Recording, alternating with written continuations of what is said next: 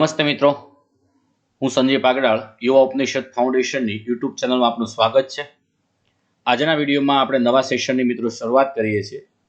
અહીંયા તમારી સામે છે બિન સચિવાલય ક્લાર્ક અને ઓફિસ આસિસ્ટન્ટની પરીક્ષામાં કેવી રીતે મિત્રો સફળ થઈ શકાય તેના વિશે મિત્રો આ વિડીયો આપણે બનાવી રહ્યા છીએ. તો મિત્રો અહીંયા મિત્રો વાત કરીએ કે બિન સચિવાલય ક્લાર્ક અને ઓફિસ આસિસ્ટન્ટ ઘણા બધા વિદ્યાર્થી મિત્રોએ આ પરીક્ષા આપેલી હશે. આપણે બધા વિદ્યાર્થી મિત્રોને ખ્યાલ હશે કે 2018માં 150 નંબરની ગુજરાત ગૌણ સેવા પસંદગી મંડળની ગાંધીનગર સ્થિત એની 150 નંબરની જાહેરાત ક્રમાંક અન્વયે અંદાજે 3900 જેટલી બિન સચિવાલય ક્લાર્ક અને ઓફિસ આસિસ્ટન્ટની ભરતીઓ આવેલી હતી. આગળ એટલે કે 17/11/2019ના રોજ આ ભરતી એટલે કે આ જે ભરતી હતી એની પરીક્ષાઓ લેવાઈ ગઈ હતી, પરંતુ અનિવાર્ય કારણોને કારણે આ પરીક્ષા રદ થઈ હતી. આવનારા સમયમાં આ જે ભરતી છે એની પરીક્ષાઓ લેવાશે. તો મિત્રો આ વિડીયોમાં આપણે શું સમજવાનું છે? આ વિડીયોની અંદર કે ભાઈ અભ્યાસક્રમ શું છે, પરીક્ષાની તૈયારી કેવી રીતે મિત્રો થઈ શકે, કેવા પ્રકારની પુસ્તકો આપણે વાંચવા જોઈએ કે જેનાથી આપણે મિત્રો સફળ થઈ શકીએ. ઘણા બધા વિદ્યાર્થીઓ એવું કહે છે કે સાહેબ અમે આગળ એક્ઝામ આપેલી 2019માં, એમાં સાહેબ અમારે સારા માર્ક્સ થતા હતા, અમે 200માંથી સાહેબ 140 કે 150 માર્ક્સ લાવેલા હતા, પણ પરીક્ષા કેન્સલ થઈ એટલે અમારું તો સાહેબ બધું સ્વપ્ન રોળાઈ ગયું. પણ મિત્રો નાસીપાસ થવાની કોઈ જરૂર નથી, કારણ કે જે વિદ્યાર્થી મિત્રોએ 140 માર્ક્સ આવ્યા છે અને આ સમયગાળામાં ખૂબ તૈયારી સારી રીતે કરતા પણ હશો તો 140ના આપણે 150 થઈ શકે. અને એવા પણ વિદ્યાર્થી મિત્રો છે કોઈ કારણોસર એને 100 કરતાં નીચે માર્ક્સ આવ્યા છે તો એ પણ સારી તૈયારી મિત્રો કરી શકે છે, એને પણ 100માંથી 120 કે 130 માર્ક્સ આવી શકે છે. મિત્રો બીજું કે આપણે ત્યાં ગુજરાતની અંદર ઘણી બધી સ્પર્ધાત્મક પરીક્ષાઓ લેવાય છે અને સ્પર્ધાત્મક પરીક્ષાઓના અનેક બોર્ડ છે. જેવી રીતે જીપીએસસી દ્વારા ગુજરાત પબ્લિક સર્વિસ કમિશન દ્વારા ક્લાસ 1 અને ક્લાસ 2ની ભરતીઓ લેવાય છે. ક્લર્ક માટેની અને બીજી ઘણી બધી માટે ગુજરાત ગૌણ સેવા પસંદગી મંડળની ભરતી લેવાય છે. પોલીસ માટે ગુજરાત પોલીસ ભરતી બોર્ડ આવેલું છે. પછી તલાટી મંત્રી છે કે તલાટી ક્લર્ક છે, એના માટે આપણે ત્યાં ગુજરાત પંચાયત બોર્ડની રચના કરવામાં આવેલી છે. તો મિત્રો આપણે ખ્યાલ હશે કે આપણે કઈ એક્ઝામ આપી રહ્યા છીએ. તો જે એક્ઝામ તમે આપી રહ્યા છો તો એક્ઝામનો શેડ્યુલ શું છે, અભ્યાસક્રમ શું છે એ આપણે ખ્યાલ હોવો જોઈએ. એ એક્ઝામના પેપર પેટર્ન કેવી છે એના વિશે પણ આપણે મિત્રો ખ્યાલ હોવો જોઈએ. જે મિત્રો આપણે તૈયારી કરવાના છીએ અથવા કરી રહ્યા છીએ તો એનું પેપર પેટર્ન અલગ અલગ હોય છે. તમે જીપીએસસીની પેપર પેટર્ન જુઓ, ગૌણ સેવા પસંદગી મંડળની પેપર પેટર્ન જુઓ, ગુજરાત પોલીસ ભરતી બોર્ડની પેટર્ન જુઓ, પેપરની આખી સ્ટાઇલ જુઓ તો અલગ અલગ છે. તો આપણે વિદ્યાર્થીઓ ક્યાં અસફળ થઈએ છીએ એની પાછળનું રીઝન એટલું જ છે કે આપણે ચોપડીમાં ગમે તે ચોપડી આવે અને આપણે વાંચવાનું ચાલુ કરીએ છીએ અને પછી પરીક્ષાના રિઝલ્ટ શું આવે છે, ફેલ થઈએ છીએ. તો આ વિડીયોમાં મિત્રો હું તમને એવું સમજાવવા માંગીશ કે આવનારી એક્ઝામ આપણે બધાને ખ્યાલ છે કે આ બિન સચિવાલય ક્લાર્ક અને ઓફિસ આસિસ્ટન્ટની એક્ઝામ એ લેવાની છે, કદાચ 4-5 મહિના પછી ગમે ત્યારે લેવાશે. તો અત્યારથી જે આ વિડીયો મિત્રો શાંતિથી જે વિદ્યાર્થી મિત્રો તૈયારી કરી રહ્યા છે તો એ શાંતિથી અંત સુધી સાંભળજો, જેનાથી આપણે બહુ બધું જે તમારા મગજમાં જે કંઈ પ્રશ્ન છે એ પ્રશ્નનું નિરાકરણ આ વિડીયોમાં હું કરવા માંગીશ તમારી સામે. તો મિત્રો આપણે શરૂઆતથી વાત કરીએ તો આ બિન સચિવાલય ક્લાર્ક છે એ આપણે બધાને ખ્યાલ છે કે ધોરણ 12 પછીની પરીક્ષા છે. ધોરણ 12 પાસ હોય અને જેની ઉંમર 18 વર્ષ કરતાં વધારે છે તો એ આ બધા જે વિદ્યાર્થી મિત્રો છે એ આ પરીક્ષા આપી શકે છે. બીજું વિદ્યાર્થી મિત્રો કદાચ ગુજરાત સરકાર છે કદાચ ફરીથી પણ નોટિફિકેશન બહાર પાડે, નવા વિદ્યાર્થીઓને પણ એમાં એન્ટ્રી આપી શકે, બરાબર. એ ભૂતકાળનો પ્રશ્ન છે. તો હવે આ પ્રશ્નની મિત્રો વાત કરીએ તો આ એક્ઝામ છે એ બે પ્રકારે લેવાય છે. એક તો તમારી લેખિત પરીક્ષા છે અને પછી કોમ્પ્યુટર એક્ઝામ છે. તો તમારી સામે લખ્યું છે કે પ્રથમ તબક્કો જે હેતુલક્ષી પ્રશ્નો એમસીક્યુ ટાઈપનો હોય છે, અહીંયા 200 પ્રશ્નો આપવામાં આવેલા છે અને 2 કલાકનો સમય હોય છે. મિત્રો આપ જોઈ શકો છો અલગ અલગ વિષય આપવામાં આવ્યા છે. ગુજરાતનો ઇતિહાસ અને સંસ્કૃતિ 25 માર્ક્સનું પૂછાય છે, ગુજરાતી વ્યાકરણ એ 25 માર્ક્સનું પૂછાય છે, અંગ્રેજી વ્યાકરણ 25 માર્ક્સનું, ભારત અને ગુજરાતના વર્તમાન બનાવો સાથે સાથે સામાન્ય વિજ્ઞાન, ક્વોન્ટિટેટિવ એટલે એપ્ટિટ્યુડ એટલે કે ગણિત વિષય એ 50 માર્ક્સનું પૂછાય છે, કમ્પ્યુટરને રિલેટેડ જે થિયરી છે એ 25 માર્ક્સની પૂછાય છે અને જાહેર વહીવટ અને ભારતનું બંધારણ છે 50 માર્ક્સનું. એમ કરીને કુલ આપણા 200 માર્ક્સ પૂરા થાય છે. ઓકે મિત્રો, બીજી વસ્તુ કે જે એક્ઝામ આપી રહ્યા છે, માનો કે કોઈ તમે એક પ્રશ્ન તમારો ખોટો પડે છે તો 0.25 નેગેટિવ માર્ક્સ થાય છે, એટલે કે માનો કે 4 પ્રશ્ન તમારા ખોટા પડે છે તો તમારા મેળવેલા ગુણમાંથી તમારો 1 માર્ક્સ ઓછો થતો હોય છે. આ પણ મિત્રો ખાસ ધ્યાન રાખવાનું હોય છે. મિત્રો આ પરીક્ષા આપી દીધા પછી તમારો જે બીજો જે તબક્કો છે એ બીજો તબક્કો કમ્પ્યુટર ટેસ્ટ છે, બરાબર. તો કમ્પ્યુટર ટેસ્ટ કેટલા માર્ક્સની છે? 100 માર્ક્સની છે. સમય કેટલો છે? 1.5 કલાક, બરાબર. તો મિત્રો આ જે કમ્પ્યુટર ટેસ્ટ છે એમાં શું છે? એમાં 3 વિભાગમાં વહેંચવામાં આવેલી છે. ગુજરાતી ટાઈપિંગ 20 માર્ક્સનું, અંગ્રેજી ટાઈપિંગ એ 20 માર્ક્સનું છે. ત્રીજો તબક્કો મહત્વનો છે, કોમ્પ્યુટરના ઉપયોગી પાયાના જાણકારી સંદર્ભ પ્રેક્ટિકલ કસોટી, તો એ 60 માર્ક્સનું છે. તો મિત્રો ઘણા બધા વિદ્યાર્થીઓ શું કરતા હોય છે કે ભાઈ પેલો જે તબક્કો છે જે લેખિત પરીક્ષાનો છે એમાં ઘણા બધા વિદ્યાર્થીઓને મેં જોયા છે, આગળની પણ 2016માં લેવાયેલી એક્ઝામ્સના વિદ્યાર્થીઓ મારી સામે આવ્યા હતા, અથવા તો ઘણા બધા વિદ્યાર્થીઓને મેં જોયા છે કે પહેલી પરીક્ષા જે પહેલો તબક્કો છે 200 માર્ક્સમાં સારા માર્ક્સ લાવે છે, 130 છે, 140 માર્ક્સ લાવતા હોય છે. પછી બીજો જે તબક્કો છે આપણો કોમ્પ્યુટરનો, એમાં કોઈ વિદ્યાર્થી બરાબર તૈયારી નથી કરતા હોતા. તો એમાં શું થાય છે વિદ્યાર્થીને? તો એ વિદ્યાર્થી માનો કે 100 માંથી એને માર્ક્સ આવે 40, બરાબર. હવે ટોટલ તમારું પહેલામાં આવ્યા હતા કેટલા? 120 આવ્યા, અને આમાં થયા તમારા માનો કે 40 માર્ક્સ આવ્યા, બરાબર. તો ટોટલ તમારું જે ટોટલ થાય છે કેટલું થાય છે? 160 માર્ક્સનું થાય છે.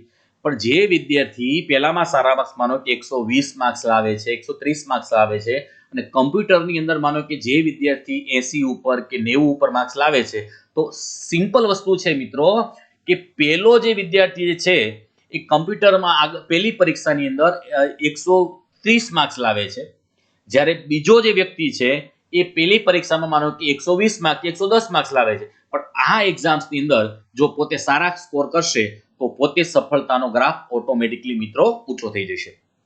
તો મિત્રો તાત્પર્ય મારું એટલું છે કે બંને જે એક્ઝામ છે એટલે કે પ્રથમ તબક્કો અને બીજો તબક્કો બંનેમાં સારી રીતે મહેનત કરવાની આપણે જરૂર છે. અત્યારના સમયમાં આ કોવિડ અત્યારે ચાલી રહ્યો છે, તો એ સમયગાળામાં જો આપ પહેલા તબક્કાની બરાબર તૈયારી કરી રહ્યા હોય તો આપણી પાસે જો ઘરે કોમ્પ્યુટર હોય તો એમાં પણ તમે થોડુંક કોમ્પ્યુટર વિશે નોલેજ પ્રાપ્ત કરો, ટાઈપિંગ કરો, અંગ્રેજી ટાઈપિંગ કરો, ગુજરાતી ટાઈપિંગ કરો, જેનાથી આપ છે એ 100 માંથી તમે સારામાં સારા માર્ક્સ લાવો, જેનાથી આપણે સફળતાનો ગ્રાફ ઓટોમેટિકલી ઊંચો થઈ જાય. મિત્રો અહીંયા આપણે વાત કરીએ કે ઘણા બધા વિદ્યાર્થી મિત્રોને પ્રશ્ન છે બિન સચિવાલય ક્લાર્ક અને ઓફિસ આસિસ્ટન્ટ આ બે શું છે, એકચ્યુઅલી શું છે, આના વિશે મિત્રો તફાવત શું છે? તો મિત્રો સાદી ભાષામાં વાત કરીએ કે બિન સચિવાલય ક્લાર્ક અને ઓફિસ આસિસ્ટન્ટ તો છે ને મિત્રો, આપણે દાખલા તરીકે કોઈ તમે કલેક્ટર કચેરીમાં ગયા હશો, મામલતદાર કચેરીમાં ગયા હશો, અથવા તો બીજી કોઈ પણ કૃષિ વિભાગની કચેરીમાં ગયા હશો, તો ત્યાં જે કામગીરી કરવાની હોય, ક્લર્ક તરીકેની કામગીરી કરવાની હોય, તો એ સાદી ભાષામાં બિન સચિવાલય ક્લાર્ક અંતર્ગત તમે પાસ થાવ છો તો આવા વિભાગની અંદર તમારે કામગીરી કરવાની હોય છે. હવે ઓફિસ આસિસ્ટન્ટમાં શું હોય છે? ઓફિસ આસિસ્ટન્ટ એટલે કે ગુજરાત સરકારના જે સચિવાલય ગાંધીનગર ખાતે આવેલી છે. તો ગુજરાત સરકારનું જે સચિવાલય આવેલું છે, આવા ઘણા બધા સચિવાલયો છે, કૃષિ સચિવાલય છે, ગૃહ સચિવાલય છે, શિક્ષણ સચિવાલય છે, આવા ઘણા બધા સચિવાલયો આવેલા છે. એમાં તમારે ક્લાર્ક તરીકેની ભૂમિકા ભજવવાની છે. એટલે ખાસ મિત્રો જે ઓફિસ આસિસ્ટન્ટ સિલેક્ટ કરે છે એને એમ કહેવાય કે ગાંધીનગરમાં જ એને નોકરી કરવાની હોય છે, એ ટ્રાન્સફરેબલ નથી હોતી, અલગ અલગ ડિપાર્ટમેન્ટ હોય. માનો કે તમે આજે ગૃહ સચિવાલયમાં ક્લાર્ક તરીકે, ઓફિસ આસિસ્ટન્ટ તરીકે માનો કે ફરજ બજાવો છો, તો પછી તમારે એ સંકુલમાં કે કૃષિ સચિવાલયમાં તમારે જવાનું થાય કે શિક્ષણ સચિવાલયમાં જવાનું થાય. એટલે ખાસ કરીને મિત્રો શું હોય છે કે ગાંધીનગરમાં જ્યારે નોકરી કરવાની ઈચ્છા હોય તો એ ઓફિસ આસિસ્ટન્ટ સિલેક્ટ કરે છે, અથવા તો બીજા કોઈ ગુજરાતના બીજા જિલ્લાઓ છે તો જિલ્લામાં તમારે નોકરી તો ટ્રાન્સફરેબલ પણ જોબ હોઈ શકે, બરાબર. તો એ બિન સચિવાલય ક્લાર્કમાં આવતી હોય છે. આ ઉપરાંત મિત્રો યાદ રાખજો, આ જે આપણી ભરતી બોર્ડ છે એમાં જે 150 નંબરની જાહેરાત છે એમાં ઓફિસ આસિસ્ટન્ટમાં જીપીએસસી એટલે કે ગુજરાત પબ્લિક સર્વિસ કમિશનમાં પણ તમે ઓફિસ આસિસ્ટન્ટ ક્લર્ક તરીકેની પણ સેવા આપી શકો છો. એમાં પણ એ ભરતી એટલે કે આપવામાં આવેલું છે. ઓકે મિત્રો, તો સિમ્પલ મિત્રો ખ્યાલ આવી ગયો તમને શું કહેવા માંગુ છું કે બિન સચિવાલય ક્લાર્ક એટલે ગાંધીનગર સિવાયની સમજો, બરાબર. બિન સચિવાલય ક્લાર્ક એટલે ગાંધીનગર સિવાય બીજા અન્ય જિલ્લાઓમાં, ગુજરાતના જેટલા જિલ્લાઓ છે એમાં તમારે નોકરી કરવાની હોય. ઓફિસ આસિસ્ટન્ટ એટલે કે તમારા સ્પેશિયલ એક સંકુલ છે, સચિવાલયનું સંકુલ છે, એમાં નોકરી કરવાની છે. એટલે કે સાદી ભાષામાં કહેવાય ઓફિસ આસિસ્ટન્ટ, એટલે કે એને ક્લાર્ક તરીકે જ આપણે એને કહીએ છીએ. બીજું વિદ્યાર્થી મિત્રો, અહીંયા એકચ્યુઅલી બિન સચિવાલય ક્લાર્ક અને ઓફિસ આસિસ્ટન્ટ જે છે એના વિશે ઘણા બધા વિદ્યાર્થી મિત્રો સાહેબ અમને પગાર કેટલો મળે, બરાબર છે? તો પગાર કેટલો મળે તો એના વિશે મિત્રો વાત કરીએ તો મિત્રો આપણે ખ્યાલ છે કે ગુજરાત સરકારશ્રીના નિયમ મુજબ વર્ગ 3ની પરીક્ષાઓમાં 5 વર્ષ સુધી તમારે ફિક્સ હોય છે, બરાબર છે? તો આ જે બિન સચિવાલય ક્લાર્ક અને ઓફિસ આસિસ્ટન્ટમાં આપણને ગ્રેડ પે સાદી ભાષામાં કહેવાય તો ભાઈ 1900 જેટલો ગ્રેડ પે હોય છે, બરાબર? અને 5 વર્ષ સુધી તમારે ફિક્સ સેલેરી હોય છે. તો કેટલી હોય છે મિત્રો યાદ રાખજો, તો 19,750 રૂપિયા, બરાબર? 19,750 રૂપિયા એ તમને 5 વર્ષ સુધી સેલેરી આપવામાં આવતી હોય છે. આ પણ મિત્રો યાદ રાખવું જરૂરી હોય છે, બરાબર? મિત્રો હવે આપણે આગળ વધીએ. હવે બિન સચિવાલય ક્લાર્કની કામગીરી, મિત્રો શું કામગીરી કરવાની હોય સાદી ભાષામાં? દાખલા કે કોઈ કલેક્ટર કચેરી છે સમજી લો, બરાબર? તો કલેક્ટર કચેરીનો જે મુખ્ય ઓફિસર છે ને આપણે કલેક્ટર સાહેબ કહીએ છીએ, બરાબર? એના નીચે પછી કલેક્ટર હોય તો અધિક કલેક્ટર હોય, પછી મામલતદાર સાહેબ હોય, પછી ડેપ્યુટી મામલતદાર સાહેબ હોય, પછી ક્લર્ક હોય, બરાબર? તો આ જે બધા જે કામગીરી આવતી હોય છે મોટા ભાગે ઇનવર્ડ કરવાનું, આઉટવર્ડ કરવાનું, પછી કોઈ તમને અલગ અલગ વિભાગમાં અલગ અલગ ટેબલમાં આપેલી કામગીરીનું તમારે સંચાલન કરવાનું હોય છે, બરાબર છે? તો ક્લર્ક તરીકેની કામગીરી સાદી ભાષામાં એક એમ કહેવાય કે તમારાથી કોઈ કામગીરી શરૂ થતી હોય છે અને તમારા જે ઓફિસનો જે બોસ છે, આ તો એક સિમ્પલ એક ઉદાહરણ તરીકે આપણે કલેક્ટર કચેરી લીધી, મામલતદાર કચેરી પણ હોય, પછી આપણે ત્યાં ખાણ ખનિજ કચેરી પણ હોય, એમાં અલગ અલગ રીતે તમારે જે ફાઇલ આવતી હોય છે ફાઇલનું સંચાલન કરવાનું હોય છે અને તમારા ઉપરી અધિકારી છે એને તમે જવાબદાર હોય છો. એ જ રીતે મિત્રો ઓફિસ આસિસ્ટન્ટ ક્લર્કની કામગીરી પણ આ જ હોય છે, બરાબર? ઓફિસ આસિસ્ટન્ટ તરીકે માનો કે કોઈ સચિવાલયમાં તમે ઓફિસ આસિસ્ટન્ટ તરીકે તમે ફરજ બજાવી રહ્યા છો, તો ઓફિસ આસિસ્ટન્ટમાં તમે માનો કે કોઈ આપણે ગૃહ સચિવાલય છે તો ગૃહ સચિવાલયમાં મેન કોણ હોય છે? સચિવ હોય છે, અધિક સચિવ કે મુખ્ય સચિવ હોય છે. એના નીચે અલગ અલગ પ્રકારના બધી સચિવાલયમાં અલગ અલગ પ્રકારની એના નીચેની બધી પદ હોય છે. દાખલા તરીકે આપણે વાત કરીએ તો એનાથી નીચે જે મુખ્ય સચિવ છે, મુખ્ય સચિવ પછી તમે વાત કરી શકો તો જોઈન્ટ સેક્રેટરી છે, ડેપ્યુટી સેક્રેટરી છે, આ રીતે આખી એની પદ હોય છે. તો સૌથી એમ કહેવાય કે સૌથી નીચેનો પદ એમ કહેવાય કે ઓફિસ આસિસ્ટન્ટનો આવે છે. એમાં પણ તમારા ઉપલા અધિકારી છે, પછી મુખ્ય સચિવ હોય, અધિક સચિવ હોય, સેક્શન ઓફિસર હોય, એ બધા તમને કામગીરી સોંપે છે અને એ કામગીરી મુજબ તમારે કાર્ય કરવાનું હોય છે અને તમે એમને ઉપલા અધિકારીને તમે જવાબદાર હોવ છો. મિત્રો અહીંયા તમે જો સચિવાલયનો એક વિભાગનો મેં પદક્રમ આપવાનો અહીંયા મિત્રો એક નાનો એવો પ્રયાસ કર્યો છે. તો એનાથી આપણે ખ્યાલ આવશે કે સચિવાલયમાં તમે માનો કે ઓફિસ આસિસ્ટન્ટ તરીકેની ફરજ બજાવો છો તો આ પ્રકારનો આખો પદક્રમ છે તમે જોઈ શકો છો. મિત્રો જુઓ તમે મુખ્ય સચિવ, બરાબર? મુખ્ય સચિવ પછી કોણ આવશે? સંયુક્ત સચિવ આવશે. સંયુક્ત સચિવ પછી નાયબ સચિવ આવશે, પછી ઉપ સચિવ આવશે, પછી સેક્શન ઓફિસર આવે, પછી ડેપ્યુટી સેક્શન ઓફિસર આવે અને ડેપ્યુટી સેક્શન ઓફિસર પછી આપણો વર્ગ લાગુ પડશે અને તમે પાસ થવાના છો અને એમાં કોઈ શંકાને સ્થાન નથી. એટલે ઓફિસ આસિસ્ટન્ટ તરીકે તમે વર્ગ 3 તરીકેની મિત્રો વર્ગ 3 તરીકેની તમે ફરજ બજાવશો. ઓકે મિત્રો, બીજી વસ્તુ મિત્રો અહીંયા તમે જોઈ શકો છો કે તમારે ઉપલા અધિકારી જે છે એને તમે તમારી જે કામગીરી સોંપે છે એ કામ તમારે આપવાનું હોય છે, અમુક સમય મર્યાદામાં હોય છે, એ કામ બધું પૂરું કરવાનું હોય છે. મિત્રો આ થયો એક ક્રમ. આ જ ક્રમ દરેક સચિવાલયમાં હોય. એ પછી ગૃહ સચિવ છે, ગૃહ સચિવાલય છે, શિક્ષણ સચિવાલય છે, બરાબર, કૃષિ સચિવાલય છે, બધા દરેકમાં આ જ પ્રકારનો ક્રમ હોય છે. હવે મિત્રો સૌથી મહત્વનો પ્રશ્ન છે, આપ સફળ થયા છો એટલે કે પ્રિલિમ્સ પરીક્ષા એટલે કે પ્રથમ તબક્કો જે લેખિત પરીક્ષાનો આપ પાસ થયા, કમ્પ્યુટરનો બીજો તબક્કો પાસ થયા અને બંનેના માર્ક્સ તમે મેળવી એટલે કે પ્રથમ તબક્કામાં મેળવેલા ગુણ અને કમ્પ્યુટરમાં મેળવેલા ગુણ એટલે કે કુલ 300 માર્ક્સમાંથી મેળવેલા ગુણમાંથી તમને કોઈ સારો રેન્ક મળે છે, બરાબર, અને તમે સફળ થાઓ છો. ગુજરાત ગૌણ સેવા પસંદગી મંડળ દ્વારા સફળતાના લિસ્ટમાં તમારું નામ છે. તો હવે પછી શું થશે મિત્રો? તમને ગૌણ સેવા પસંદગી મંડળ ડોક્યુમેન્ટ વેરિફિકેશન કરવા માટે બોલાવશે. તો ડોક્યુમેન્ટ વેરિફિકેશનમાં શું હોય મિત્રો? સાદી ભાષામાં કે તમે ધોરણ 12 પાસ છો તો એનું સર્ટિફિકેટ લઈ જવાનું હોય. આપ કોઈ જાતિમાં એટલે કે SC ST OBC કે પછી એમાં કોઈ આવતા હોય તો એનો દાખલો તમારે લઈ જવાનો હશે, બરાબર? આવા અલગ અલગ એના નોર્મ્સ હોય છે, બરાબર? હવે માનો કે તમે ડોક્યુમેન્ટમાં સફળ થયા. ડોક્યુમેન્ટમાં સફળ થયા પછી તમને ગૌણ સેવા પસંદગી મંડળ દ્વારા તમને ચોઈસ આપે છે તમારે કયા વિભાગમાં તમારે પોસ્ટિંગ લેવી છે. તે સૌથી મહત્વનો પ્રશ્ન કે જે વિદ્યાર્થીઓ સફળ થાય છે એને અલગ અલગ વિભાગની ચોઈસ આપે છે.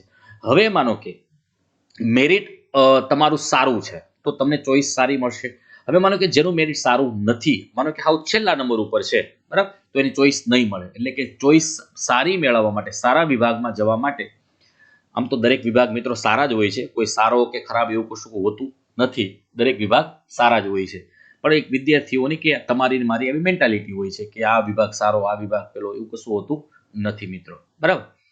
તો જે સારા માનો કે તો ચોઈસ આપે છે. દાખલા તરીકે હું પેલું વાત કરું કે સૌથી એમ કહેવાય મિત્રો, ઘણા બધા અનુભવને આધારે અથવા તો આગળની જે બિન સચિવાલય ક્લાર્કની એક્ઝામ લેવાની, તો સૌથી પહેલા રેવન્યુ ડિપાર્ટમેન્ટ એટલે મહેસૂલ વિભાગ પહેલા કરાય છે.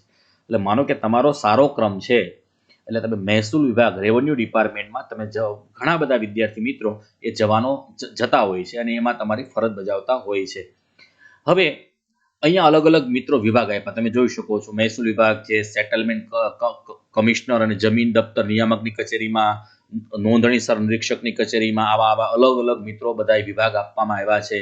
ઉદ્યોગ કમિશનરની કચેરી, કમિશનર કુટીર અને ગ્રામ ઉદ્યોગ, મુખ્ય રાજ્ય વેરા કમિશનરની કચેરીમાં, બરાબર છે, ઝોનલ અધિકારીની કચેરીમાં, આ બધા વિભાગમાં તમારે એમ કહેવાય કે અહીંયા તમે જોઈ શકો છો મિત્રો, અહીંયા તમે જો 73 એટલે કે અહીંયા 73 વિભાગ આપવામાં આવ્યા છે ગુજરાતના અલગ અલગ 73 વિભાગમાં. અને એ વિભાગની પછી અલગ અલગ કચેરીઓ છે. વિભાગ એટલા બધા નથી મિત્રો, તો એ અલગ અલગ કચેરીઓમાં અહીંયા આપવામાં આવ્યા છે મિત્રો. હવે મિત્રો તમારે શામાં પસંદગી કરવી જોઈએ? તો મોટા ભાગે સારો રેન્ક પ્રાપ્ત કરવો પડશે. તમારે સારો રેન્ક માનો કે પ્રાપ્ત કરશો તો તમને મનપસંદ વિભાગ મનપસંદ વિભાગમાં જવાની તમને તક મળશે. અને જો માનો કે તમારો છેલ્લો નંબર હશે, બરાબર, તો જે કંઈ વિભાગ બાકીના બચ્યા હશે તો એ વિભાગમાં તમને ગૌણ સેવા પસંદગી મંડળ દ્વારા તમને એ પોસ્ટિંગ આપવાની રહેશે. પછી શું કરતા હોય છે, ગૌણ સેવા પસંદગી મંડળ દ્વારા એ જે તમે જે પોસ્ટિંગ થયેલી છે ને તમે જે વિભાગની પસંદગી કરી છે એ દરેક વિભાગને આપી દેવામાં આવે. એ વિભાગ તમને પછી અલગ તમારો ઓર્ડર લેટર આપે છે અને એ ઓર્ડર લેટર મુજબ તમારે જે તે જિલ્લામાં કે જે તે જગ્યાએ તમારે કચેરીમાં જવાનું હોય છે અને એ વખતે તમારું પોસ્ટિંગ થતું હોય છે. અહીંયા મિત્રો ઓફિસ આસિસ્ટન્ટની વાત છે. તો ઓફિસ આસિસ્ટન્ટમાં તમે જોઈ શકો છો કે સચિવાલયના વિભાગો, હવે આગળ આપણે વાત કરી ગયા સચિવાલયના કયા કયા વિભાગ હતા. કૃષિ વિભાગ છે, ગૃહ વિભાગ છે, રમતગમત વિભાગ છે, બરાબર, ઉદ્યોગ અને ખાણ ખનિજ વિભાગ છે. પછી અહીંયા ગુજરાત જાહેર સેવા આયોગમાં એમાં પણ તમે ક્લર્ક તરીકેની કામગીરી કરી શકો છો. તો આ મિત્રો વિભાગની વાત થઈ. ઓકે મિત્રો, હવે બહુ મહત્વનો પ્રશ્ન, હવે જે મહત્વની માહિતી, બરાબર છે, કે ઘણા બધા વિદ્યાર્થી કહેતા હોય સાહેબ હું બહુ બધું વાંચું છું, બહુ બધી સાહેબ તૈયારી કરું છું, હું છેલ્લા 1-2 વર્ષથી સાહેબ તૈયારી કરું છું અને ઘણી બધી મેં સાહેબ એક્ઝામ આપી છે અને સાહેબ હું ફેલ થાઉં છું. આવું કેમ? એની પાછળનું મિત્રો આપણે કારણ ખ્યાલ છે આવું કેમ? એનું પાછળ એક જ કારણ છે કે તમે કઈ પેટર્નથી તૈયારી કરો છો. આ બહુ મહત્વની વસ્તુ છે. તમે પહેલા તો કઈ એક્ઝામ આપી રહ્યા છો અને એક્ઝામનું બોર્ડ કયું છે. આપ મિત્રો એક્ઝામ આપી રહ્યા છો તો તમે ક્યારેય આગળ એ એક્ઝામના રિલેટેડ કોઈ લેવાયેલી એક્ઝામ, પ્રીવિયસ એક્ઝામ એ આપો છો. દાખલા તરીકે તમે બિન સચિવાલય ક્લાર્કની પરીક્ષા આપો છો તો આગળ 2016માં જે બિન સચિવાલય ક્લાર્કની પરીક્ષા લેવાઈ ગઈ એનું ક્યારેય આપણે પેપર જોયું છે? તો પ્રશ્ન તમારી જાતે તમે પૂછો, જોયું છે? જોયું હોય તો સારી વાત છે. ઓકે, બીજો પ્રશ્ન કે હવે ઘણા બધા વિદ્યાર્થી મિત્રો ઘણી બધી તૈયારી કરતા હોય છે. માનો કે કોઈ વિદ્યાર્થી, આ સિમ્પલ વસ્તુ છે કે એક વિદ્યાર્થી કોઈ એક તૈયારી ન કરતો હોય, જીપીએસસીની કોઈ પરીક્ષા આવે, ડીવાયએસઓની આપતા હોય, એસટીએની આપતા હોય, ક્લાસ 1-2ની આપતા હોય, પોલીસ કોન્સ્ટેબલની આપતા હોય, પછી તલાટી મંત્રીની એક્ઝામ આપતા હોય અને આપવી પણ જોઈએ, એમાં કોઈ વસ્તુ કંઈ છે નહીં. પણ માનો કે તમે જે ગોલ સાથે, માનો કે તમે એમ કે હવે 2 મહિના પછી માત્ર ને માત્ર એક જ એક્ઝામ છે, એ પછી કોઈ પણ હોય, એસટીએની હોય, ડીવાયએસઓની હોય, બિન સચિવાલય ક્લાર્કની હોય કે જીપીએસસી ક્લાસ 1-2ની હોય, તો મિત્રો ફોકસ એ એક્ઝામ પર જ તમારે કરવું જોઈએ કે જેનાથી તમે યોગ્ય પરીક્ષાની તૈયારી કરી શકો અને યોગ્ય વે સાથે કરી શકો. કેમ આવું તમને મિત્રો કહું છું? કારણ કે બધાયની પેપર પેટર્ન અલગ અલગ છે અને પ્રશ્ન પૂછાવાની પદ્ધતિ બધાયમાં અલગ અલગ હોય છે. ઓકે, તો અહીંયા મારો પ્રયત્ન આ જે વિડીયોમાં મારે તમને એ સમજાવવાનો પ્રયત્ન કરવો છે.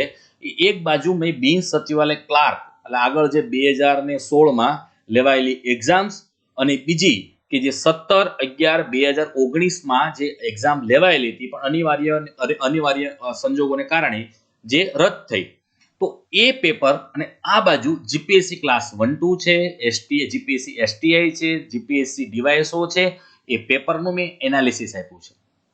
તો એમાં કેવા પ્રશ્ન પૂછાય છે, આમાં કેવા પ્રશ્ન પૂછાય છે, જેનાથી આપ યોગ્ય તૈયારી કરી શકો. આ વિડીયોનો એક જ અમારો આશય છે કે ઓછું વાંચો, સારું વાંચો. મિત્રો, બીજી વસ્તુ, બજારની અંદર ઘણા બધા પુસ્તકો અવેલેબલ છે. ઘણા બધા વિદ્યાર્થી પ્રશ્ન પૂછે છે કે સાહેબ કયા પુસ્તકો વાંચવા જોઈએ. તો એક જ વિદ્યાર્થી વાત કરું છું કે બજારની અંદર ઘણા બધા પુસ્તકો છે અને એ પુસ્તક એમ કહેવાય કે મોટા ભાગના વાંચવા જેવા પુસ્તકો બહુ લિમિટેડ હોય છે. આપણે સારા સારા પુસ્તકો વાંચવા જોઈએ જેનાથી આપણે સારું એવું પરીક્ષામાં પાસ થઈ શકીએ અને સારું એવું પરીક્ષામાં પાસ થઈને આપણે સફળતા મિત્રો પ્રાપ્ત કરી શકીએ. તો અહીંયા જોઈ શકો છો, હવે આપણે સૌથી પ્રથમ શરૂઆત કરીએ છીએ ભારતીય બંધારણ અને રાજ્ય વ્યવસ્થા. મિત્રો, આપણે ખ્યાલ હશે કે બિન સચિવાલય ક્લાર્કની પરીક્ષામાં 50 માર્ક્સના ભારતીય બંધારણ અને જાહેર વહીવટ આપણને પૂછાય છે. તો એ જુઓ, બિન સચિવાલય ક્લાર્ક 2016માં લેવાયેલી એક પ્રશ્ન તમે જુઓ, ભારતના કયા અનુચ્છેદ પ્રમાણે 14 વર્ષથી નીચેના વયના બાળકોને કારખાનામાં જોખમકારક કામ માટે રાખી શકાય નહીં. આપણે બધાને ખબર છે કે અનુચ્છેદ નંબર 24 આવે. ઓકે, તો સિમ્પલ વસ્તુ, આની અંદર તમારે અંદર જવાની જરૂર નથી. બરાબર. હવે એ જ પ્રશ્ન તમે જોઈ શકો છો અહીંયા જીપીએસસી ક્લાસ 1-2 જે 13/10/2019 લેવાયેલી પરીક્ષામાં. અહીંયા મિત્રો જીપીએસસીમાં અહીંયા 1, 2, 3 અને 4 વિધાન આપ્યા છે. એ વિધાનમાંથી સાચા વિધાનો કયા છે તે જોવાના છે. અહીંયા option A, B, C, D આપવામાં આવ્યા છે.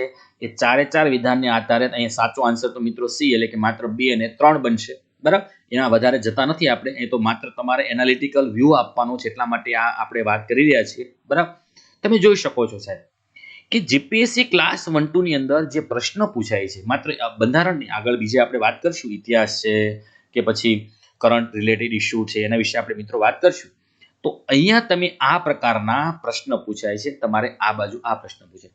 બીજો એક આગળનો પ્રશ્ન જોવાનો પ્રયત્ન કરીએ મિત્રો. જો અહીંયા આગળની 17/11/2019 ના રોજ એક્ઝામ લેવાયેલી એની એ પ્રશ્ન કેવો હતો જોઈ શકો, વાંચો તમે. રાષ્ટ્રપતિ જ્યારે કોઈ વિધેયકને કોઈ પણ નિર્ણય લીધા સિવાય લાંબા સમય સુધી પોતાની પાસે મૂકી રાખે તો તે સત્તાને કયા નામે ઓળખવામાં આવે? બધાને ખબર છે મિત્રો, વીટો પાલક, પોકેટ વીટો કહેવાય. બરાબર.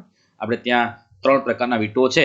એ વીટોને આધારે અહીંયા તમે આપવામાં આવ્યું છે, તો પોતાની પાસે વીટો કહેવાય. હવે એ જ જીપીએસસી નો પ્રશ્ન ડીવાયએસઓ જે 8/12/2019 જે ડીવાયએસઓની એક્ઝામ લેવાયેલી જીપીએસસી દ્વારા, એમાં કેવો વીટોનો પ્રશ્ન તમે જોવો છે. ભારતના રાષ્ટ્રપતિના વીટો પાવર બાબતે નીચેનામાંથી વિધાનો કઈ સાચી છે જોવાના છે. અહીંયા તમને 1, 2, 3 અને 4 ઓપ્શન આપવામાં આવે. કેટલું કન્ફ્યુઝન વાળું છે તમે જોઈ શકો છો. બરાબર. ઓકે, એટલે મિત્રો અહીંયા બીજો ખાસ મિત્રો યાદ રાખજો, હું એવું નથી કહેતો કે તમે આવા પ્રકારની તૈયારી ન કરો, આ જ પ્રકારની જીપી કરો, પણ મારો કહેવાનો મતલબ એમ છે કે માત્ર ને માત્ર જો નજીકમાં તમારી આ બિન સચિવાલય ક્લાર્કની પરીક્ષા આવી રહી હોય તો તમારે આ પ્રકારની મિત્રો તૈયારી કરવી પડશે. એનાથી શું થશે મિત્રો ખબર તમને? એક તો તમારો સમય બચશે. ઓકે, બીજી વસ્તુ તમે યોગ્ય રાઈટ વે ઉપર ચાલશો, અને ત્રીજી વસ્તુ શું થશે કે તમે જો આવા પ્રશ્નમાં જશો, આ રીતે મહેનત કરશો તો તમને અનેક પ્રકારના ગૂંચવાડા ઉત્પન્ન થશે. માનો કે તમે સારી રીતે બંધારણ કરશો તો સમય તમારો 2-3 મહિના નીકળી જશે, તો તમારો બીજો કોઈ વિષય છે, કરંટ અફેર્સ છે, ગણિત છે, ગુજરાતી ગ્રામર છે, રહી જશે. એટલા માટે શોર્ટ અને સ્વીટ તમે તૈયારી કરો, પ્રિપેરેશન કરો. બરાબર. કહેવાનો આશય મારો આ છે. બરાબર. ઓકે, તમે જોઈ શકો છો. તો આ રીતે એક રાષ્ટ્રપતિનો વીટો પાવરનો પ્રશ્ન આ રીતે પૂછાય છે, તો જીપીએસસીમાં આ રીતે પૂછાય છે. બીજો પ્રશ્ન આવો આપણે જોઈએ. હવે અહીંયા આપણે ગુજરાતના ઇતિહાસ અને સંસ્કૃતિ કેટલા માર્ક્સનું પૂછાય છે? 25 માર્ક્સનું પૂછાય છે મિત્રો. 25 માર્ક્સનો બિન સચિવાલય ક્લાર્કમાં ઇતિહાસ અને સંસ્કૃતિ. મિત્રો યાદ રાખજો, ભારતનો ઇતિહાસ સિલેબસમાં નથી અને ભારતની સંસ્કૃતિ પણ નથી, માત્ર ગુજરાતનો ઇતિહાસ અને ગુજરાતની સંસ્કૃતિ જ છે. ઓકે, તો હા, જીપીએસસી બે પૂછાય, ભારત અને ગુજરાત બંનેનો ઇતિહાસ અને સંસ્કૃતિ પૂછાય છે. યાદ મિત્રો, આપણે જીપીએસસી ને બિન સચિવાલય ક્લાર્કની તુલના કરીએ તો માત્ર આપણે ગુજરાત રિલેટેડ વાત કરીએ. હવે મિત્રો યાદ રાખજો, હવે જીપીએસસી નો જે કલ્ચર છે અને ગુજરાતનું કલ્ચર છે એના પ્રશ્નો મોટાભાગે સેમ જેવા જ હોય છે. બરાબર. અનુભવને આધારે અને ઘણા બધાને આધારે કહું છું કે મોટાભાગે સેમ જેવા જ હોય છે. એટલે કે જીપીએસસીમાં અને બિનસચિવાલય ક્લાર્કમાં એટલું બધું ડિફરન્ટ નથી, બરાબર. એટલે તમારે સરખી રીતે મિત્રો અહીંયા તૈયારી કરવાની રહેશે, પણ બંધારણમાં રીતે તૈયારી કરવાની રહે, જે આપણે જોઈ ચૂક્યા. તમે જોઈ શકો છો બંનેનો ઇતિહાસ રિલેટેડ પ્રશ્ન લીધો છે.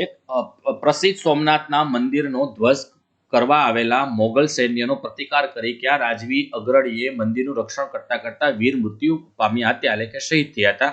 તો આપણે ખ્યાલ છે કે હમીરજી ગોહિલ આન્સર આવશે. તો અહીંયા બીજો પ્રશ્ન, જીપીએસસી એસટીઆઈ પરીક્ષા જે 9/6/2019 રોજ લેવાયેલી, તો ગુજરાતી ભાષાનો વૈશ્વિક સ્તરનો શબ્દકોશ ભગવત ગોમંડલ ખાલી જગ્યા રાજ્યના રાજાના માર્ગદર્શન ત્યાર થયો ગોંડલ. આમાં સિમ્પલ પ્રશ્ન છે. આમાં એક એમ કહેવાય કે વન લાઇનર ક્વેશ્ચન જે કહેવાય ને, એવા જ મોટા ભાગે વન લાઇનર ક્વેશ્ચન મિત્રો પૂછાતા હોય છે. લાંબા પ્રશ્ન પણ જીપીએસસીમાં કલ્ચર રિલેટેડ પૂછાતા નથી, બરાબર. કેમ કે જીપીએસસીમાં કલ્ચર સિલેબસ છે ને એ હમણાં જ આવ્યો છે, બરાબર છે. એટલે કે કહેવાય ને કે બે વર્ષમાં નવો આ કલ્ચર સિલેબસ છે એ એડ કરવામાં આવેલો છે. હવે બીજો પ્રશ્ન તમે જોઈ શકો છો. અહીંયા તમે જુઓ, અહીંયા વન લાઇનર ક્વેશ્ચન છે. 1909માં અમદાવાદની મહેમાન ગતિ માણી રહેલા લોર્ડ અને લેડી મિન્ટોની શહેરી સવારી ઉપર બોમ્બ કોણે ફેંક્યો? તો મોહનલાલ પંડ્યા. સિમ્પલ વસ્તુ છે. હવે બીજી બાજુ મોહમ્મદ એ જ રીતે એસટીએમાં પૂછાયેલો પ્રશ્ન, મોહમ્મદ બેગડાના મુખ્યમંત્રી તરીકે કયા હિન્દુ બ્રાહ્મણે હતા? તો આ સિમ્પલ વસ્તુ મલિક ગોપી, બરાબર. તો સિમ્પલ ક્વેશ્ચન બધા તમે જોઈ શકો છો. ઓકે, હવે આપણે વિજ્ઞાન ટેકનોલોજીની મિત્રો વાત કરીએ તો વિજ્ઞાન ટેકનોલોજી અલગ છે આખું, જીપીએસસીનું અને ગૌણ સેવા પસંદગી મંડળનું, પર્ટિક્યુલર બિન સચિવાલય ક્લાર્કનું. હવે બિન સચિવાલય ક્લાર્કની અંદર વિજ્ઞાન ટેકનોલોજીના જે પ્રશ્ન છે, એટલે કે વિજ્ઞાનના પ્રશ્નો છે, એ વન લાઇનર સ્વરૂપે પૂછાતા હોય છે. જોઈ શકો છો, હાઇડ્રોજન વાયુની શોધ કોણે કરી? તો હેનરી ડેવિડસન. હવે તમે અહીંયા જો એ ડીપલી નોલેજ તમારી પાસે માંગશે. ઘન કોલસામાંથી પ્રવાહી હાઇડ્રોકાર્બન બળતણમાં રૂપાંતરિત કરતી પ્રક્રિયાને શું કહેવાય? તો અહીંયા તમે જો ઓપ્શન પણ એવા જ તમને લાગશે કે ઓપ્શનમાં તમે કન્ફ્યુઝ થઈ જશો. પ્રવાહીકરણ આવી શકે, કાર્બોનેશન આવી શકે, ઉદ્દીપક રૂપાંતર છે કે ક્રેકિંગ છે, બરાબર. તો આવા પ્રશ્ન તમારે થોડુંક ડીપલી નોલેજ તમારી પાસે માંગી લેશે. જવાબ તમારું પાસે પ્રવાહીકરણ છે, બરાબર. બીજી વસ્તુ, અહીંયા તમે G2GG11 એ કયા પાકની, તેલીબિયા પાકની જાતો છે? મગફળીની છે, બરાબર છે. તો અહીંયા પાકોની જાત મિત્રો, ખાસ કરીને તમારે જે વર્ગ 3ની પરીક્ષાની અંદર જે પાકોની જાત અહીંયા પૂછાયેલી છે. હવે અહીંયા તમે જોઈ શકો છો કે જીપીએસસી ડીવાયએસઓ પરીક્ષા 8/12/2019 રોજ લેવાની, તે ખૂબ જ ઈંધણ કાર્યક્ષમ છે. તે ફક્ત ઉચકવાના તબક્કા દરમિયાન તેમજ માર્ગ સુધારવાના પગલાઓ દરમિયાન ઈંધણની જરૂરિયાત હોય છે. આ વર્ણન નીચેના પૈકી કયા મિસાઇલ સાથે બંધબેસતું છે? ઓકે, તમે જોઈ શકો સાહેબ, જો AB, સીમાં શું આપ્યું છે? AB બંને, ડીમાં શું આપ્યું છે? AB બંનેમાંથી એક પણ નહીં. તો આ તમારે થોડુંક ડીપલી અભ્યાસ કરવો પડશે. એટલે ક્રૂઝ મિસાઇલ શું છે, બેલેસ્ટિક મિસાઇલ શું છે, ક્રૂઝ મિસાઇલમાં કેવા કયા ફંક્શન હોય છે, બેલેસ્ટિક મિસાઇલમાં કેવા કયા ફંક્શન હોય છે, તો એના વિશે તમારે થોડું ડીપલી જાણવું પડશે. પણ વર્ગ 3માં જો આ પ્રશ્ન પૂછી લીધો હોય, દાખલા તરીકે આ પ્રશ્ન, તો એમ કીધું હોય કે નીચેનામાંથી કઈ મિસાઇલ ક્રૂઝ મિસાઇલ છે? હવે 4 ઓપ્શન આપી દીધા હોય, એમાં તમને બ્રહ્મોસ આપી દીધું, આપણે ખબર બ્રહ્મોસ એ ક્રૂઝ મિસાઇલ છે, બરાબર. તો એ પ્રશ્ન પૂછાવાની શક્યતાઓ બિનસચિવ ક્લાર્કમાં રહે, પણ આવો પ્રશ્ન જીપીએસસીમાં કોઈ પણ જગ્યાએ આવો પૂછાય નહીં. ઓકે મિત્રો, બરાબર. હવે અહીંયા મિત્રો બીજું મારે વિજ્ઞાન ટેકનોલોજીના સંદર્ભમાં મારે તમને બીજું ખાસ એ કહેવું છે કે ભાઈ વિજ્ઞાન ટેકનોલોજીના સંદર્ભમાં તમારે ખરેખર વિદ્યાર્થી મિત્રો આ બે પ્રશ્ન છે. આપણી પાસે સમયનો અભાવ છે અને થોડાકમાં ઘણું બધું કહેવાનું છે, એટલા માટે અહીંયા હું કોઈ તમને લાંબા લેક્ચર નથી આપવાનું, પણ એક શોર્ટ અને સ્વીટ વાત કરીએ તો શું ખરેખર તમારે કરવું જોઈએ. તો મિત્રો પહેલી વસ્તુ તો તમારે જે મહત્વની જે વૈજ્ઞાનિક શોધો છે, એના શોધખોળ અને વૈજ્ઞાનિકોનું નામ તમારે મિત્રો યાદ રાખી લેવા જોઈએ. બીજી વસ્તુ કે તમારે ખાસ કરીને જે પરીક્ષાની અંદર જે વિજ્ઞાન ટેકનોલોજીના શરીર સાથે સંકળાયેલા રોગ છે, એ રોગ માટેની કોઈ દવાઓ છે, પછી એ રોગ માટેના ટેસ્ટિંગ છે, સિમ્પલ વસ્તુ એલિઝા ટેસ્ટ છે, વેસ્ટર્ન બ્લોટ ટેસ્ટ છે, પછી આ વસ્તુ યાદ રાખી. પછી ડોક્ટર છે, ડોક્ટરની ડિગ્રી હોય, પછી આપણે ખ્યાલ છે કે હાડકા માટે ઓર્થોપેડિક્સ ડોક્ટર હોય, તો એવી રીતે કેન્સર માટે શું કહેવાય, કિડની માટેના ડોક્ટરને શું કહેવાય, આંખ, નાક, કાન, ગળાના ડોક્ટર માટે શું કહેવાય, તો એની ડિગ્રીઓના પણ તમારે મિત્રો નામ યાદ રાખી લેવા જોઈએ. પછી તમારે ખાસ કરીને કોઈ જે માપ છે બધા, એ આપણે ખાસ કરીને ઇંચ છે, લીટર છે, એને કેવી રીતે કન્વર્ટમાં કરી શકાય, લીટરને કેવી રીતે કિલોગ્રામમાં ફેરવી શકાય, એવા જે બધા માપો છે, એકમો છે, જૂલ છે, વોલ્ટ છે, આ બધા એકમો છે, એના વિશે પણ મિત્રો પરીક્ષામાં પૂછાય. પછી પાક વાત કરી જાત એ કે મગફળીની જાત તો G2 G11 છે, એવી રીતે કોઈ અલગ અલગ કેરીની જાત છે, પછી ઘઉંની જાત છે, બાજરીની જાતો છે. આ બધી જાતો વિશે પણ મિત્રો તમારે આ રિલેટેડ તમારે ખાસ મિત્રો યાદ રાખી લેવું જોઈએ. પછી આપણે ઘરગથ્થુ બધા ઇલેક્ટ્રોનિક સાધનો છે તો એના વિશે પણ આપણી પાસે નોલેજ હોવું જોઈએ. બસ આછું તમારે કોઈ ડીપલી અંદર જવાની જરૂર નથી, બરાબર છે. તમારે સ્પેશિયલ કોઈ કેમેસ્ટ્રી કે ફિઝિક્સ કે એવા કોઈ સૂત્ર કે એમાં કોઈ તમારે મિત્રો જવાની કોઈ જરૂર નથી. માત્ર બેઝિક સાયન્સ છે ને કે સામાન્ય દરરોજબરોજની લાઈફમાં આવતું વિજ્ઞાન ક્યાં ઉપયોગી છે એ વિશે મિત્રો તમારે બિન સચિવાલય ક્લાર્ક એટલે વર્ગ 3 ની પરીક્ષા, પછી કોન્સ્ટેબલમાં પણ આ જ હોઈ શકે મિત્રો, બરાબર, કે પછી બીજી કોઈ વર્ગ 3 ની તલાટીની એક્ઝામ હોય તો આ જ હોઈ શકે. ઓકે, તો આ પણ તમારે યાદ રાખી લેવું જોઈએ. હવે મિત્રો ઇંગ્લિશ ગ્રામરની મિત્રો વાત કરીએ અને આપણે ખ્યાલ છે આપણે જીપીએસસી પ્રિલિમ્સ પરીક્ષામાં તો આવતું નથી જીપીએસસી એટલે કે ઇંગ્લિશ ગ્રામર. તો અહીંયા બે સ્લાઇડ આપી છે. એક તો બિન સચિવ ક્લાર્ક 16/10/2016 ની છે અને બીજી બાજુ બિન સચિવ ક્લાર્કની પરીક્ષા જે 17/11/2019 ના રોજ લેવાની તે એક્ઝામ તેના જે અહીંયા થોડાક એક્ઝામ્પલ આપવામાં આવેલા છે. એ તમારે એક સાચો સ્પેલિંગ શોધવાનો છે કે ફાઇન્ડ કરેક્ટ સ્પેલિંગ, બરાબર છે.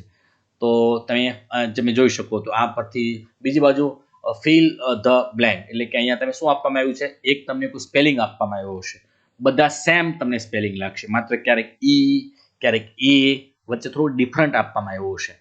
તો આવા દાખલા તરીકે આવા સ્પેલિંગ તમે કોઈ પણ મિત્રો પરીક્ષામાં તમે જુઓ તો આવા તમારે 1-2 પ્રશ્નો અવશ્ય તમને કન્ફ્યુઝ સ્પેલિંગના તમને પૂછાતા હોય છે. બીજી બાજુ અહીંયા આર્ટિકલ્સનો સ્પેલિંગ એ એન્ડ ધ આ બધા જાણો છો આર્ટિકલ છે, તો ક્યાં કયા સમયે એ એન્ડ ધ લાગે, આર્ટિકલ ક્યાં યુઝ થાય, તો એ પણ તમારે મિત્રો યાદ રાખવાનું છે, બરાબર.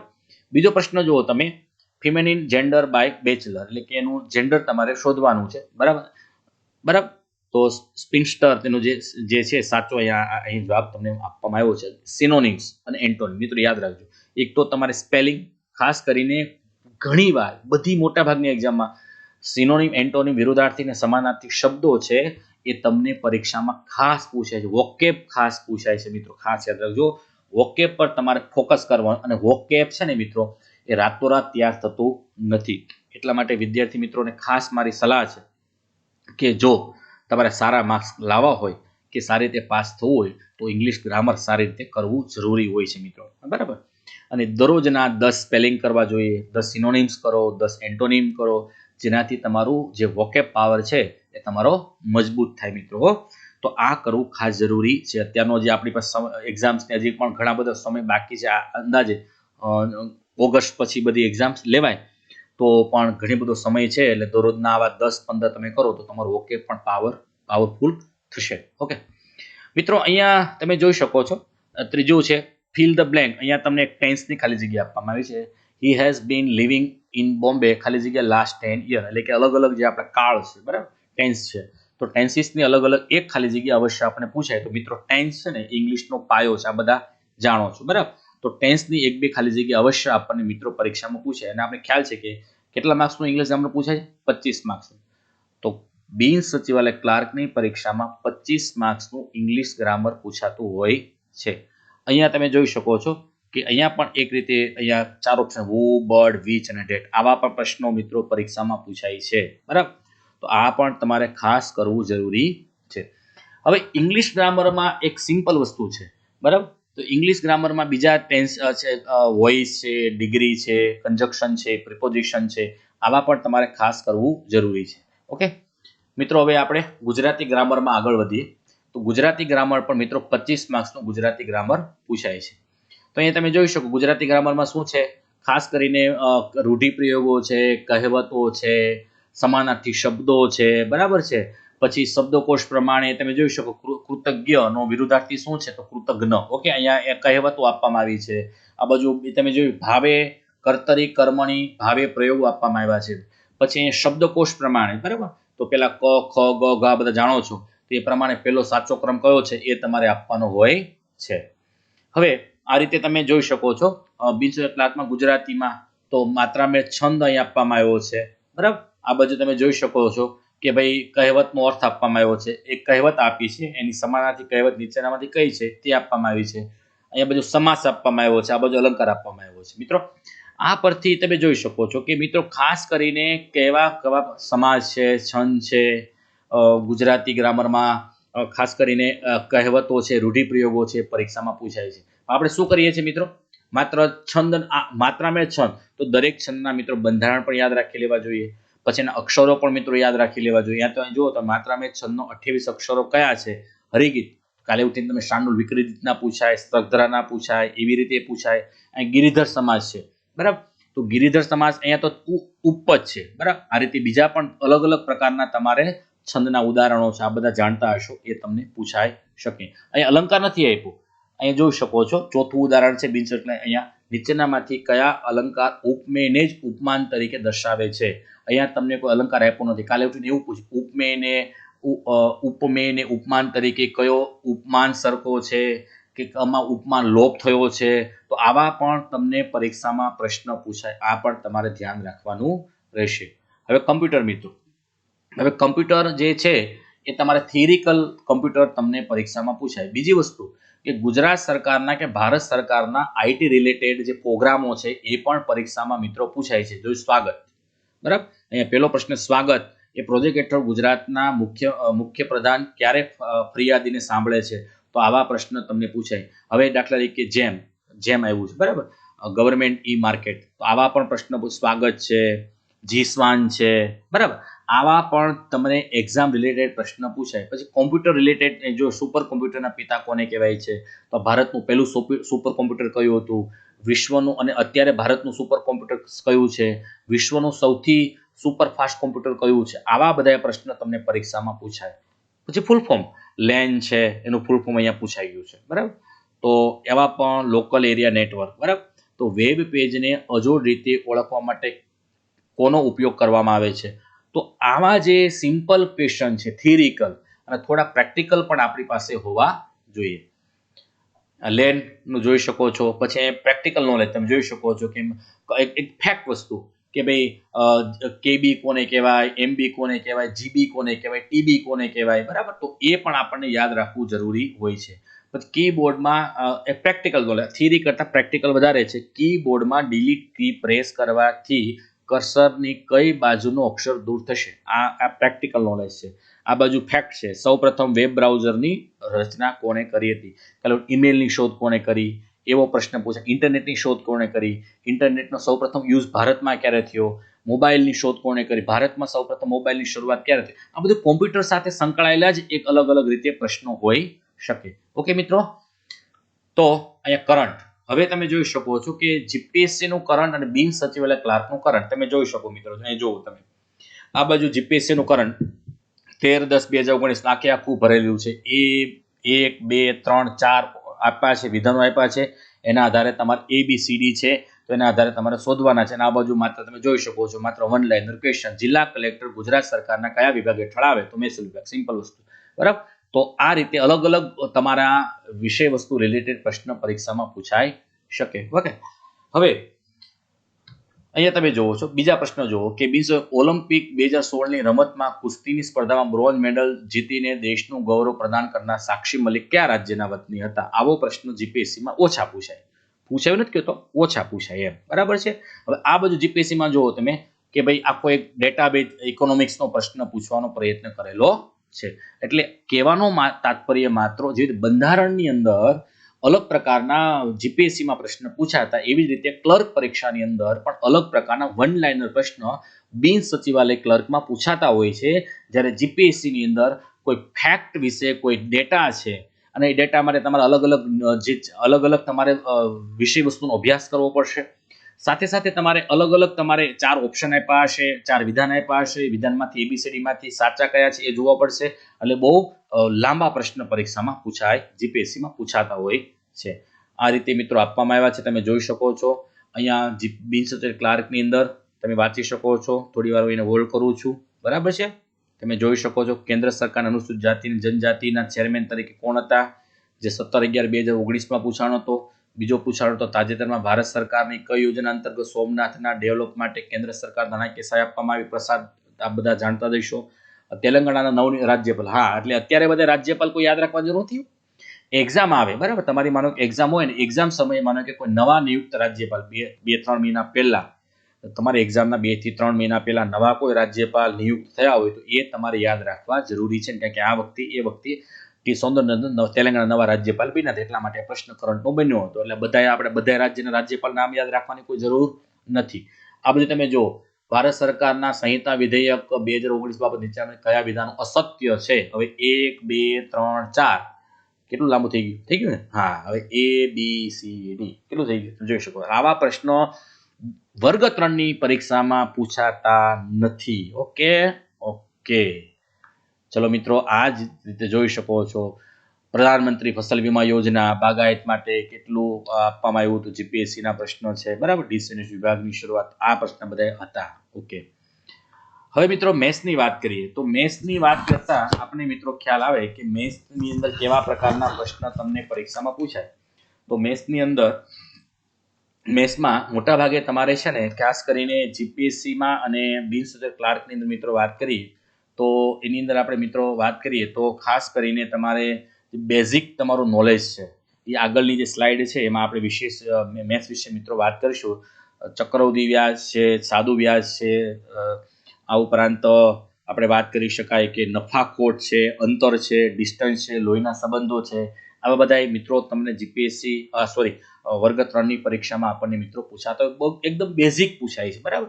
અને તમે થોડું ઘણું તમે ગણિતનું નોલેજ પ્રાપ્ત કરી લો એટલે આવા પ્રશ્નો તમને એક્ઝામ્સમાં પૂછાય. મને સિમ્પલ વસ્તુ કે 200 માર્ક્સમાંથી તમારા ગણિતના કેટલા 10 પ્રશ્ન પૂછાતા હોય છે બરાબર. અને 10 માંથી આવા બેઝિક નફાખોટના છે, અંતરના છે, પછી લોહીના સંબંધ વિશેના છે બરાબર. તો એમાં તમે પ્રાપ્ત કરો આરામથી 10 માંથી તમે 5-6 માર્ક્સ મેળવી શકો છો. ઓકે, તો આ બધા જીપીએસસી ક્લાસ 1-2 માં તમે જોઈ શકો. જીપીએસસી ક્લાસ 1-2 માં 13-10-2019 માં આ રીતે પ્રશ્ન પૂછવાનો. આવો પ્રશ્ન તમારે આપણે ત્યાં એક્ઝામમાં પૂછાય નહીં બરાબર છે. ઓકે, હવે સફળ થવા માટે કેવા પ્રકારના પુસ્તકનો અભ્યાસ કરવો જોઈએ મિત્રો? ઓકે, તો એટલું બધું સમજ્યા પછી, વિડીયો જોયો પછી બરાબર ને તમને થતું હશે કે હવે આ તો બધું બરાબર છે કે આ વાંચવું જોઈએ, પેલું વાંચવું જોઈએ, આ પેલું કરવું જોઈએ, સાહેબ હવે કયા પુસ્તકો વાંચવા જોઈએ બરાબર. તો મિત્રો યુવા ઉપનિષદ પબ્લિકેશનના પુસ્તકો એમ કહેવાય કે પછી દરેક વિષયના 35 થી વધારે ટાઇટલો એ અમે પ્રકાશિત કરી રહ્યા છીએ બરાબર. એટલે અમે આ પુસ્તકો છે ને એ એક વર્ગ 3 થી લઈને વર્ગ 1-2 સુધીના દરેક વિદ્યાર્થીઓને અનુકૂળ આવે, માહિતીસભર બને તેવા પુસ્તકો અમારા છે. તો એ પુસ્તકો વિશે મિત્રો આપણે વાત કરીએ કે કેવા પ્રકારના પુસ્તકથી આપ સફળ પ્રાપ્ત કરી શકો છો. અને બીજું મિત્રો કે આ પુસ્તકમાં હવે મારે તમને વાત કરવી છે કે શું વાંચવું જોઈએ. ગુજરાતના ઇતિહાસ છે આપણો, જે ગુજરાતનો ઇતિહાસ અને જે કલ્ચર છે એમાંથી 25 માર્ક્સનું પૂછાય છે. એમાંથી કેવા ટોપિક વાંચવા જોઈએ? બધું વાંચવું જોઈએ તો બધું સ્માર્ટ વર્ક કરવું જરૂરી છે બરાબર. બધું વાંચવાની મિત્રો કોઈ જરૂર નથી. તમે જોઈ શકો છો અહીંયા આખું એક ગુજરાતના પ્રાચીન ઇતિહાસનું આખા એક કાળક્રમ આપવામાં આવ્યા છે. તમારે શું કરવું જોઈએ? ખાસ કરીને ગુજરાતની અંદર તમે જોઈ શકો છો કે આપણું પ્રાચીન સૌથી મહત્વની વસ્તુ આપણે ગુજરાતમાં ગુપ્ત કાળ છે, પછી ગુજરાતમાં મૌર્ય કાળ છે, પછી ગુજરાતની અંદર જે આપણા જે સોલંકી કાળ છે, સોલંકી કાળથી લઈને તમે જોઈ શકો છો કે સોલંકી કાળ પછી આખું એની પહેલાનું આપણે વાત કરીએ ચાવડા વંશ છે, સોલંકી કાળ પછી જે વાઘેલા વંશ છે, એ આખી મિત્રો ખાસ કરીને કેમ કે ગુજરાતનો સુવર્ણકાળ શું કહેવાય છે? ગુજરાતનો સુવર્ણકાળ સોલંકી કાળ કહેવાય બરાબર છે. તો એમાંથી આપણે 100% પ્રશ્ન પૂછાઈ શકીએ. સોલંકી કાળમાંથી પૂછાય, વાઘેલા વંશમાંથી પૂછાય, ચાવડા વંશમાંથી પૂછાય, મૈત્રક વંશમાંથી પૂછાય. પછી તમારે પેલું પ્રાગ ઐતિહાસિક છે કે એ બધી વસ્તુ કે તમારે કઈ કરવાની જરૂર નથી બરાબર. એમાં કઈ ડીપલી જવા જરૂર નથી. તમે ગુજરાતમાં મૌર્યકાળની વાત કરો તો ગુજરાતના મૌર્યકાળમાં તમે ગિરનાર સુધી સીમિત છે બરાબર છે. તે ગુજરાતમાં ગિરનારમાં ચંદ્રગુપ્ત મૌર્યના સુબા હતા, તુષાશ્વતે આ પેલું સુદર્શન તળાવ બનાવ્યું ને આ બધી વાત છે બરાબર. તો પછી તુષાશ્વ અશોકના સમયમાં આવ્યા, એને સુદર્શન તળાવ બનાવ્યું. તો એથી એમ કહેવાય કે એ બહુ લિમિટેડ વસ્તુ છે બરાબર. પણ સૌથી મોટું ઇતિહાસ જાણવું હોય આપણે ગુજરાતમાં તો ગુજરાતમાં ક્યાંથી મળશે? સોલંકી કાળથી મળશે, વાઘેલા કાળથી મળશે. પછી ક્યાંથી મળશે? આપણે ગુજરાતમાં સલ્તનત કાળ બરાબર. હવે સલ્તનત કાળમાં તમારે અહમદ શાહ બાદશાહ છે, કુતુબુદ્દીન અહમદ શાહ છે, બહાદુર છે, આ બધા ઇમ્પોર્ટન્ટ છે આપણા માટે બરાબર. હવે એ પૂછ્યા પછી આપણા ગુજરાતની અંદર ખાસ કરીને અંગ્રેજો આવ્યા અને સ્વતંત્ર કાળ, ખાસ કરીને મિત્રો ગુજરાતનો સ્વતંત્ર કાળ જે છે એ સ્વતંત્ર કાળ દરમિયાન ગુજરાતમાં થયેલા આંદોલનો, સરદાર સાહેબે કર્યા હોય, મહાત્મા ગાંધીજી આંદોલન કરેલા હોય, સત્યાગ્રહો કરેલા હોય, સૌરાષ્ટ્રના રજવાડાઓ જે ઇમ્પોર્ટન્ટ સૌરાષ્ટ્રના રજવાડાઓ છે એ સૌરાષ્ટ્રના રજવાડાઓ ઇમ્પોર્ટન્ટ છે. સિમ્પલ વસ્તુ છે કે ભાઈ આપણા ભગવત ગોમંડળ જે છે એ ભગવતસિંહજી દ્વારા ભગવત ગોમંડળની રચના કરવામાં આવેલી હતી. પછી આપણા ગુજરાતની અંદર બીજા અલગ બહુ મહાન એવા જે શાસકો થઈ ગયા, તો એના વિશે મિત્રો આપણે યાદ રાખવું જરૂરી હોય છે. તો આપણે અહીંયા સ્વતંત્રતા વિશેની વાત છે એ તમારે કરવી પડે. બીજી વસ્તુ, મહાગુજરાત આંદોલન, તો ખાસ કરીને ગુજરાતની આઝાદી માટે મહાગુજરાત આંદોલન પણ એટલું જ મિત્રો જરૂરી છે. એમાંથી ઘણા બધા પ્રશ્નો ગુજરાતના આંદોલન વિશે આપણને પૂછાય છે. ઉપરાંત ગુજરાતના મુખ્યમંત્રીઓ બહુ આવે છે, કરંટ અફેર્સના મુદ્દા તરીકે આવે, ઇતિહાસ તરીકે પૂછાય, વ્યક્તિ વિશેષ તરીકે પૂછાય. તો ગુજરાતના મુખ્યમંત્રી ડોક્ટર જીવરાજ મહેતાથી લઈને અત્યારે વિજય રૂપાણી સાહેબ સુધીના મુખ્યમંત્રી, એનું ડિટેલ્સ કે બોર્ન ક્યાં થયો, જન્મ ક્યાં થયો, અભ્યાસ, એવું નહીં ને યોજનાઓ શું કરી, મહત્વનું પ્રદાન શું, આવા પ્રશ્ન આપણને પરીક્ષામાં પૂછાય છે. હવે ગુજરાતની સંસ્કૃતિની મિત્રો વાત કરીએ તો ગુજરાતની સંસ્કૃતિમાંથી તમારે શું ઇમ્પોર્ટન્ટ યાદ રાખવાનું છે. એક સૌથી મહત્વની વસ્તુ હોય તો મારા ખ્યાલ પ્રમાણે ગુજરાતના લોક નૃત્યો અને લોક મેળાઓ, બરાબર. 7મો 8મો 9મો જે મુદ્દો છે એ ગુજરાતના ઉત્સવો તહેવારો બહુ બધી પરીક્ષામાં મિત્રો આને રિલેટેડ એ પછી પરીક્ષામાં તમને પ્રશ્નો મિત્રો પૂછાય છે, બરાબર છે. તો એ વસ્તુ તમારે યાદ રાખવાની છે. પછી બીજું તમારે શું યાદ રાખવાનું છે કે ગુજરાતમાં ખાસ કરીને અહીંયા તમે જોઈ શકો છો કે ઇમ્પોર્ટન્ટ કોઈ વસ્તુ હોય, વર્ગ 3 ની વાત કરી રહ્યો છું મિત્રો, વર્ગ 1 2 ની વાત નથી કરી રહ્યો, વર્ગ 3 ખાસ બિનસચિવ ક્લાર્કની વાત કરી રહ્યો છું. હા, આમ તો બધું વાંચો તો ગુડ છે, પણ વર્ગ 3 વિશે ખાસ મિત્રો તમને મારે કેવું હોય તો ખાસ કરીને 17મો જે ટોપિક છે એ ગુજરાતની નાટ્યકળા, ગુજરાતની સંગીત કળા અને ખાસ કરીને મિત્રો ગુજરાતના શિલ્પ સ્થાપત્ય કળા અને ગુજરાતમાં શાસ્ત્રીય નૃત્ય છે એ વિશે પરીક્ષામાં પ્રશ્ન પૂછે. નૃત્યો છે તો નૃત્યો ક્યાં છે, કોની એકેડેમી આવેલી છે, દર્પણ એકેડેમી કોની છે, બરાબર. એની સાથે સંકળાયેલા કુમુદીની લાખિયા કોણ છે, મૃણાલની સારાભાઈ કોણ છે, બરાબર છે. તો આવા બધા, પછી ઝવેરી બહેનો કોણ છે, એનું શું, એને કયા ક્ષેત્રમાં પ્રદાન છે, આવા બધા શાસ્ત્રીય નૃત્ય સાથે સંકળાયેલા સંગીતકાર.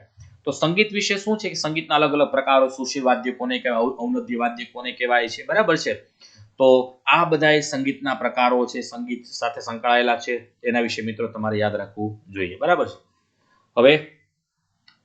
હવે ગુજરાતી સાહિત્ય મિત્રો, હવે આમ જોવાય ગુજરાતી સાહિત્યના કમસે કમ 200 માર્ક્સની એટલે કે પરીક્ષાની અંદર વર્ગ 3 બિનસચિવમાં 3 થી 4 પ્રશ્નો ગુજરાતી સાહિત્યમાંથી પૂછાય.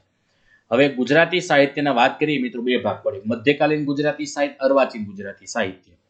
હવે મધ્યકાલીન ગુજરાતી સાહિત્યમાંથી મિત્રો ઓછા પ્રશ્ન પૂછાય, અને પૂછાય તો અમને ખબર છે કે બહુ આંગળીના વેઢે ગણાય તેટલા સાહિત્યકારોમાં નરસિંહ મહેતા છે, મીરાબાઈ છે, ભાલણ છે, અખો છે, પ્રેમાનંદ છે, શામળ છે, એ બરાબર છે. પછી તમારે નાકર છે, પ્રીતમ છે, એ કદાચ ઓછા પ્રશ્ન પૂછાય છે, બરાબર છે. તો આવા 3-4 અને એની શું કરવાનું છે, એટલે કૃતિ યાદ રાખવાની છે અને અમુક સાહિત્યકારો દ્વારા લખેલી કોઈ પંક્તિ છે એ તમારે યાદ રાખવાની હોય છે. દાખલા તરીકે તમને કોઈ પ્રશ્ન પૂછી લે કે ભાઈ જાગને જાદવા કૃષ્ણ ગોવાળિયા, તો નરસિંહ મહેતાની પંક્તિ છે. પછી કોઈ પણ અખાની પંક્તિ છે, અખાની સજીવોએ નજીવોને ઘડી, આવી એવી અલગ અલગ પંક્તિઓ છે એ તમને ઘણીવાર, બરાબર, એ પંક્તિ તમને પરીક્ષામાં પૂછાય છે. ઓકે, હવે ગુજરાતી સાહિત્યમાં ગૌણ સેવા પસંદગી મંડળ દ્વારા ખાસ મિત્રો પરીક્ષામાં જો કોઈ પ્રશ્ન પૂછાતા હોય તો એમ કહેવાય છે કે ગૌણ સેવા પસંદગી મંડળ દ્વારા કે ધોરણ 10, 11, 12 ના પાઠ્યપુસ્તકો છે મિત્રો, એ ધ્યાન આપજો, બરાબર હું બોલું છું એની ઉપર. હા, ગૌણ સેવાની વાત કરું છું. ગૌણ સેવા પસંદગી મંડળનો ફેવરિટ ગુજરાતીમાં કોઈ સબ્જેક્ટ હોય ને, ગુજરાતી ભાષા સાહિત્યમાંથી પ્રશ્ન પૂછતા હોય ને તો શું પૂછે ખબર છે? તો એ પ્રશ્ન પૂછે છે કે ગુજરાત ધોરણ 10 જીસીઆરટી ની આપણે ગુજરાત પાઠ્યપુસ્તક મંડળની પાઠ્યપુસ્તક મંડળ 24મો ટોપિક મિત્રો જો, ગુજરાત રાજ્ય શાળા પાઠ્યપુસ્તક આધારિત પ્રશ્નો. એટલે શું લખાવવાનું છે કે માનો કે 10મા ધોરણની ગુજરાતીની ચોપડી છે, બરાબર. એમાં માનો કે કોઈ એક પ્રશ્ન હોય તો એ પ્રશ્નનો ટાઇટલ લઈ લે, એ ટાઇટલ લઈ લે અને ટાઇટલ તને બેઠે બેઠું એ પેપર પ્રશ્નપત્ર મૂકી દે. પછી કે આ કોની કૃતિ છે, હવે તમે તો સાંભળી પણ ન, દાખલા એક્ઝામ્પલ લાડુ, બરાબર, એક કૃતિ છે, બરાબર. હવે લાડુ કોની છે આમ તો ખબર નહીં હોય તમને, આમ તો તમે બધા જાણીએ છે ને કે સોક્રેટિસ છે, સરસ્વતી ચંદ્ર છે, માનવીની ભવાઈ છે, બરાબર. તો એ બધી કૃતિ નામ તમે યાદ આવ્યા, લાડુ નહીં યાદ આવ્યું તો લાડુ કોની છે? પન્નાલાલ પટેલની છે. યાદ હતું નહીં? આ ક્યાં હતું ખબર છે? પાઠ્યપુસ્તકમાં છે, બરાબર છે. તો આવા જે પ્રશ્ન છે, તો ગૌણ સેવા પસંદગી મંડળનો ફેવરિટ સબ્જેક્ટ છે ગુજરાત રાજ્ય શાળા પાઠ્યપુસ્તક મંડળના ધોરણ 10, 11, 12 ના. તમારે મહેનત કરવાની કોઈ જરૂર નથી. યુવા ઉપનિષદ પબ્લિકેશનનું ગુજરાતી સાહિત્યનું પુસ્તક છે, એમાં બધી વસ્તુ અમે આપેલી જ છે, બરાબર છે. એટલે તમને નજીકની બુક સ્ટોરમાંથી, એમેઝોન કે ફ્લિપકાર્ટમાંથી તમને મળી રહેશે. વાંચવા વિનંતી, બરાબર. પેલા વાંચજો, વખાણ નથી કરતો હું તમને. સારું પુસ્તક બનાવ્યું છે, બરાબર છે. જોઈને પછી ફીડબેક આપજો કે ના સંજયભાઈ બોલ્યા હતા એ બરાબર બોલ્યા હતા. ઓકે, તો એટલું કરવાનું છે. પછી હા, તો પછી સાહેબ અમારે પેલા બીજા નહીં કરવાના? હા, ઇમ્પોર્ટન્ટ સાહિત્યકારો છે. ગાંધી યુગના ઇમ્પોર્ટન્ટ સાહિત્યકારો છે, પંડિત યુગના ઇમ્પોર્ટન્ટ સાહિત્યકારો છે. તો એના વિશે તમારે ઇમ્પોર્ટન્ટ સાહિત્યકારો છે એના વિશે તમારે જાણવું જરૂરી છે. બીજી વસ્તુ કે સાહિત્યકારોના ઉપનામ પણ તમારે યાદ રાખવા જરૂરી છે. પછી ગુજરાતની સાહિત્યિક સંસ્થાઓ, અહીંયા તમે જોઈ શકો છો 7 નંબરનો જે ટોપિક છે એ ગુજરાતની સાહિત્યિક સંસ્થા વિશે પણ મિત્રો અભ્યાસ કરી લેવો જોઈએ. ગુજરાત સાહિત્ય અકાદમી છે, ગુજરાત સાહિત્ય પરિષદ છે, એના મુખપત્રો છે, બરાબર. પરબ છે કે પછી પરિષદનું પરબ છે, શબ્દ સૃષ્ટિ ગુજરાત સાહિત્ય અકાદમીનું છે, એ પણ વિશે તમારે થોડો ઘણો અભ્યાસ કરી લેવો જરૂરી છે. હવે આપણે આગળ ભારતીય બંધારણ, બહુ મોટો સબ્જેક્ટ, 50 માર્ક્સનું મિત્રો ભારતીય બંધારણ છે. તો મિત્રો એમ કહેવાય કે સફળ બનવા માટે, બિન સચોટ ક્લાર્કની પરીક્ષામાં સફળ થવા માટે બંધારણ બેસ્ટ છે. અને તમે જોઈ શકો યુવા ઉપનિષદ પબ્લિકેશન દ્વારા વર્ગ 3 માટે અહીંયા જે છે એ બ્લુ પેજ છે, અને વર્ગ 1-2 માટે બ્લેક પેજનું છે. એ જે છે અમારું યુવા ઉપનિષદ પબ્લિકેશનનું અત્યારે ધૂમ મચાવી રહ્યું છે માર્કેટમાં. તમે વાંચવું પણ હશે, ન વાંચવું હોય તો પણ વાંચવાનો પ્રયત્ન કરજો. તો વર્ગ 3ની પરીક્ષાની અંદર તમારે શું કરવાનું છે તમે જોઈશું. ગયા વખતની હમણાં જ જે 2019માં જે પરીક્ષા લેવાડી એમાં સૌથી વધારે પ્રશ્નો ક્યાં પૂછાયા હતા? ફેક્ટ પૂછાણા હતા. શું પૂછો? ફેક્ટ. ફેક્ટ એટલે શું? કે જે ઇમ્પોર્ટન્ટ જે છે આર્ટિકલ્સ, એ બંધારણના મૂળભૂત અધિકારોની આર્ટિકલ છે, મૂળભૂત ફરજની આર્ટિકલ છે, રાજ્યનીતિ માર્ગદર્શક સિદ્ધાંતની આર્ટિકલ, સંસદીય બાબતની આર્ટિકલ છે, વિધાનસભાની આર્ટિકલ, રાષ્ટ્રપતિના વિટો પાવરની આર્ટિકલ છે, બજેટની આર્ટિકલ છે. આર્ટિકલ મિત્રો યાદ રાખજો, 50 માર્કથી એમ કહેવાય કે ગયા વખતનું પેપર તમે જોયું હશે, ન જોયું હોય તો જોજો, તમને ખ્યાલ આવશે. મિત્રો 50 માર્ક્સના બંધારણમાંથી 15 થી 20 આર્ટિકલ્સ ફેક્ટ પૂછાણી હતી. એટલે ફેક્ટ આર્ટિકલ તમારે કરવાની છે. હા, જીપીએસસી 1-2માં ફેક્ટ આર્ટિકલ નથી આવતી હોતી, જ્યારે વર્ગ 3ની અંદર બિન સચોટ ક્લાર્ક એક્ઝામ્સની અંદર ફેક્ટ આર્ટિકલ પૂછાય. તમને સિમ્પલ એક ઉદાહરણ આપું કે ભાઈ રાષ્ટ્રપતિ જે છે એ રાષ્ટ્રપતિ કયા આર્ટિકલ્સ મુજબ એ સજા માફ કરી શકે છે, આવા પ્રશ્ન પૂછાય, બરાબર. બંધારણની અંદર કેન્દ્ર સરકાર જે આપણું બજેટ છે, એટલે કે એમ કહેવાય કે ભાઈ વાર્ષિક નાણાકીય નિવેદન છે, એ કયા આર્ટિકલ્સ મુજબ રજૂ કરી શકે છે રાષ્ટ્રપતિના આદેશથી. ઓકે, તો આવી બધી આર્ટિકલ્સ આપણે પરીક્ષામાં પૂછાતી હોય છે. કટોકટીની આર્ટિકલ 352 છે, 356 છે, 360 છે, આ બધી આર્ટિકલ્સ આપણે ઇમ્પોર્ટન્ટ છે. પછી મૂળભૂત અધિકાર, તો આ આર્ટિકલ્સ મિત્રો ખાસ કરી ઇમ્પોર્ટન્ટ આર્ટિકલ છે, બંધારણનો હાર્દ કહેવાય, બરાબર. જેનાથી આજની સંસદીય પ્રણાલી, મિત્રો બંધારણમાં શું છે કે વર્તમાન સમયમાં આપણું કેવી રીતે આપણે ડે ટુ ડે અને જે જરૂરિયાત મુજબ સંસદ છે, રાજ્યની વિધાનસભાઓ છે, રાજ્યપાલ છે, રાષ્ટ્રપતિ છે, મહત્વની ઇન્સ્ટિટ્યૂટ છે, બંધારણીય સંસ્થાઓ, ચૂંટણી પંચ છે, સીએજી છે, એસસી એસટી કમિશન છે, બરાબર છે. એ બધાની આર્ટિકલ્સ આપણે મિત્રો યાદ હોવી જોઈએ, બરાબર. તો અહીંયા તમને આપવામાં આવ્યું છે, તમે જોઈ શકો છો, બરાબર. તો અલગ અલગ પ્રકારના બધી આર્ટિકલ્સો આપવામાં આવી છે, ચેપ્ટરો આપવામાં આવ્યા છે, ચેપ્ટરો તમે જોઈ શકો છો, બરાબર. અને બીજી વસ્તુ મિત્રો, જ્યારે કોઈ પણ મહત્વના ચુકાદા બનતા હોય, બંધારણીય રિલેટેડ ચુકાદા, સુપ્રીમ કોર્ટે આપેલા ચુકાદા, અને એ ચુકાદાની આધારે કોઈ મહત્વની આર્ટિકલ્સમાં ફેરફાર થયો એ પણ કરી લેવું જોઈએ. બીજી વસ્તુ કે આપણે બંધારણીય સુધારો કરવામાં આવે, સમયાંતરે આપણે સંસદ દ્વારા બંધારણીય સુધારો કરવામાં આવે, તો લેટેસ્ટ બંધારણીય સુધારા થયા હોય, સુધારા નંબર કયો હતો, એ સુધારામાં શું કરવામાં આવ્યું હતું, એ પણ મિત્રો તમારે યાદ રાખી લેવી જોઈએ. બીજી વસ્તુ મિત્રો, ચૂંટણી થઈ હોય, દાખલા તરીકે કોઈ રાજ્યમાં વિધાનસભા વિધાનસભાની ચૂંટણી થઈ હોય તો ચૂંટણી રિલેટેડ મુદ્દો શું છે. પછી ચૂંટણી થઈ હોય તો તમને યાદ હોવું જોઈએ કે ચૂંટણી થઈ હોય પક્ષ પેટા વિરોધી કાનૂન શું કહેવાય, તો એના વિશે આપણે ખબર હોવી જોઈએ. એટલે બંધારણને કરંટ રિલેટેડ ઇસ્યુ આપો તો આરામથી એક તો ફેક્ટ જાણો અને કરંટ રિલેટેડ ઇસ્યુ આપો એટલે તમે સારું બંધારણ તમે પ્રાપ્ત કરી શકો છો મિત્રો. ઓકે, હા, બીજી વસ્તુ કે ક્યારેક વર્ગ 3 ની પરીક્ષામાં કેન્દ્ર સરકારના અને રાજ્ય સરકારના મંત્રીમંડળના જે મંત્રીઓ છે એ યાદ રાખો, ખાસ કરીને કેવા યાદ રાખો, કેબિનેટ કક્ષાના મંત્રી યાદ રાખવા જોઈએ, બરાબર. દાખલા તરીકે હું તમને પ્રશ્ન પૂછું, વર્તમાન સમય અત્યારે જે તારીખ છે એ પ્રમાણે આપણે વાત કરીએ કે ભાઈ આપણે ગુજરાત રાજ્યના, બરાબર, કેબિનેટ કક્ષાના ગૃહમંત્રી કોણ છે, બરાબર. તો કોણ છે મિત્રો? આપણે વિજય રૂપાણી સાહેબ. હા, એટલે આપણે શું લખી નાખીએ? પ્રદીપસિંહ જાડેજા. પ્રદીપસિંહ જાડેજા સાહેબ છે એ રાજ્ય કક્ષાના ગૃહમંત્રી છે. એટલે આવા બધા ફેક્ટ છે એ તમારે યાદ રાખવું જરૂરી હોય છે. ઓકે મિત્રો, તમે જોઈ શકો છો અહીંયા બંધારણ રિલેટેડ કેટલી બધી ઇન્ડેક્સ આપવામાં આવી છે, તમે જોઈ શકો છો.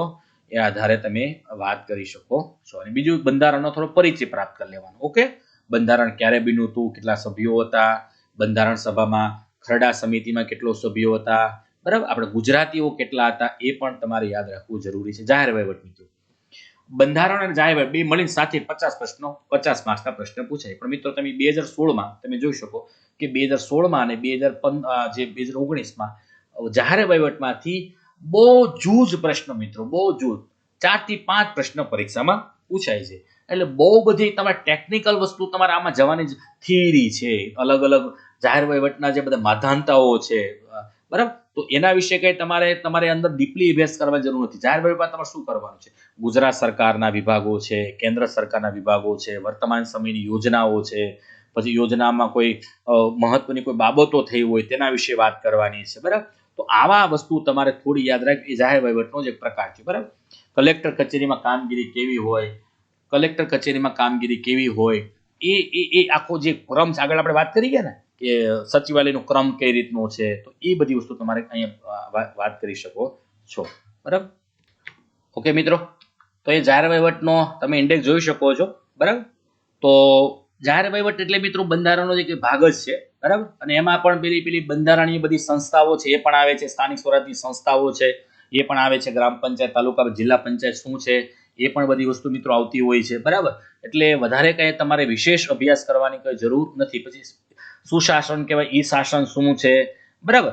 તો પછી સ્પર્ધાત્મક પરીક્ષાઓ જે જીપીએસસી છે, એટલે કે પછી રાજ્ય જાહેર સેવા આયોગ હોય, યુપીએસસી હોય, તેના વિશે મિત્રો આવી શકે છે.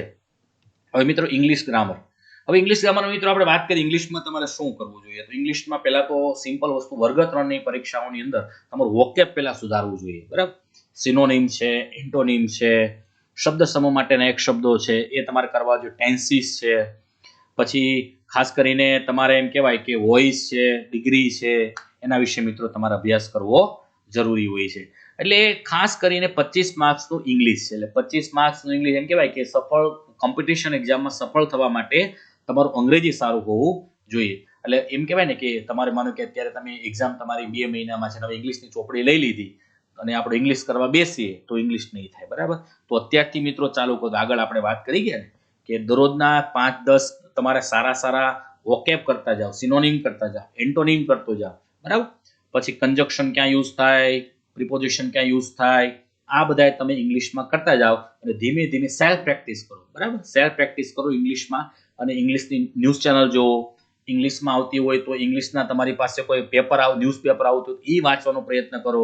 એમાંથી તમને પણ ઇંગ્લિશમાં તમારું ડે બાય ડે તમારું ઇન્ક્રીઝ થતું જશે. અહીંયા તમે જોઈ શકો છો ઇંગ્લિશના બધા અલગ અલગ ટોપિક આપવામાં આવ્યા છે.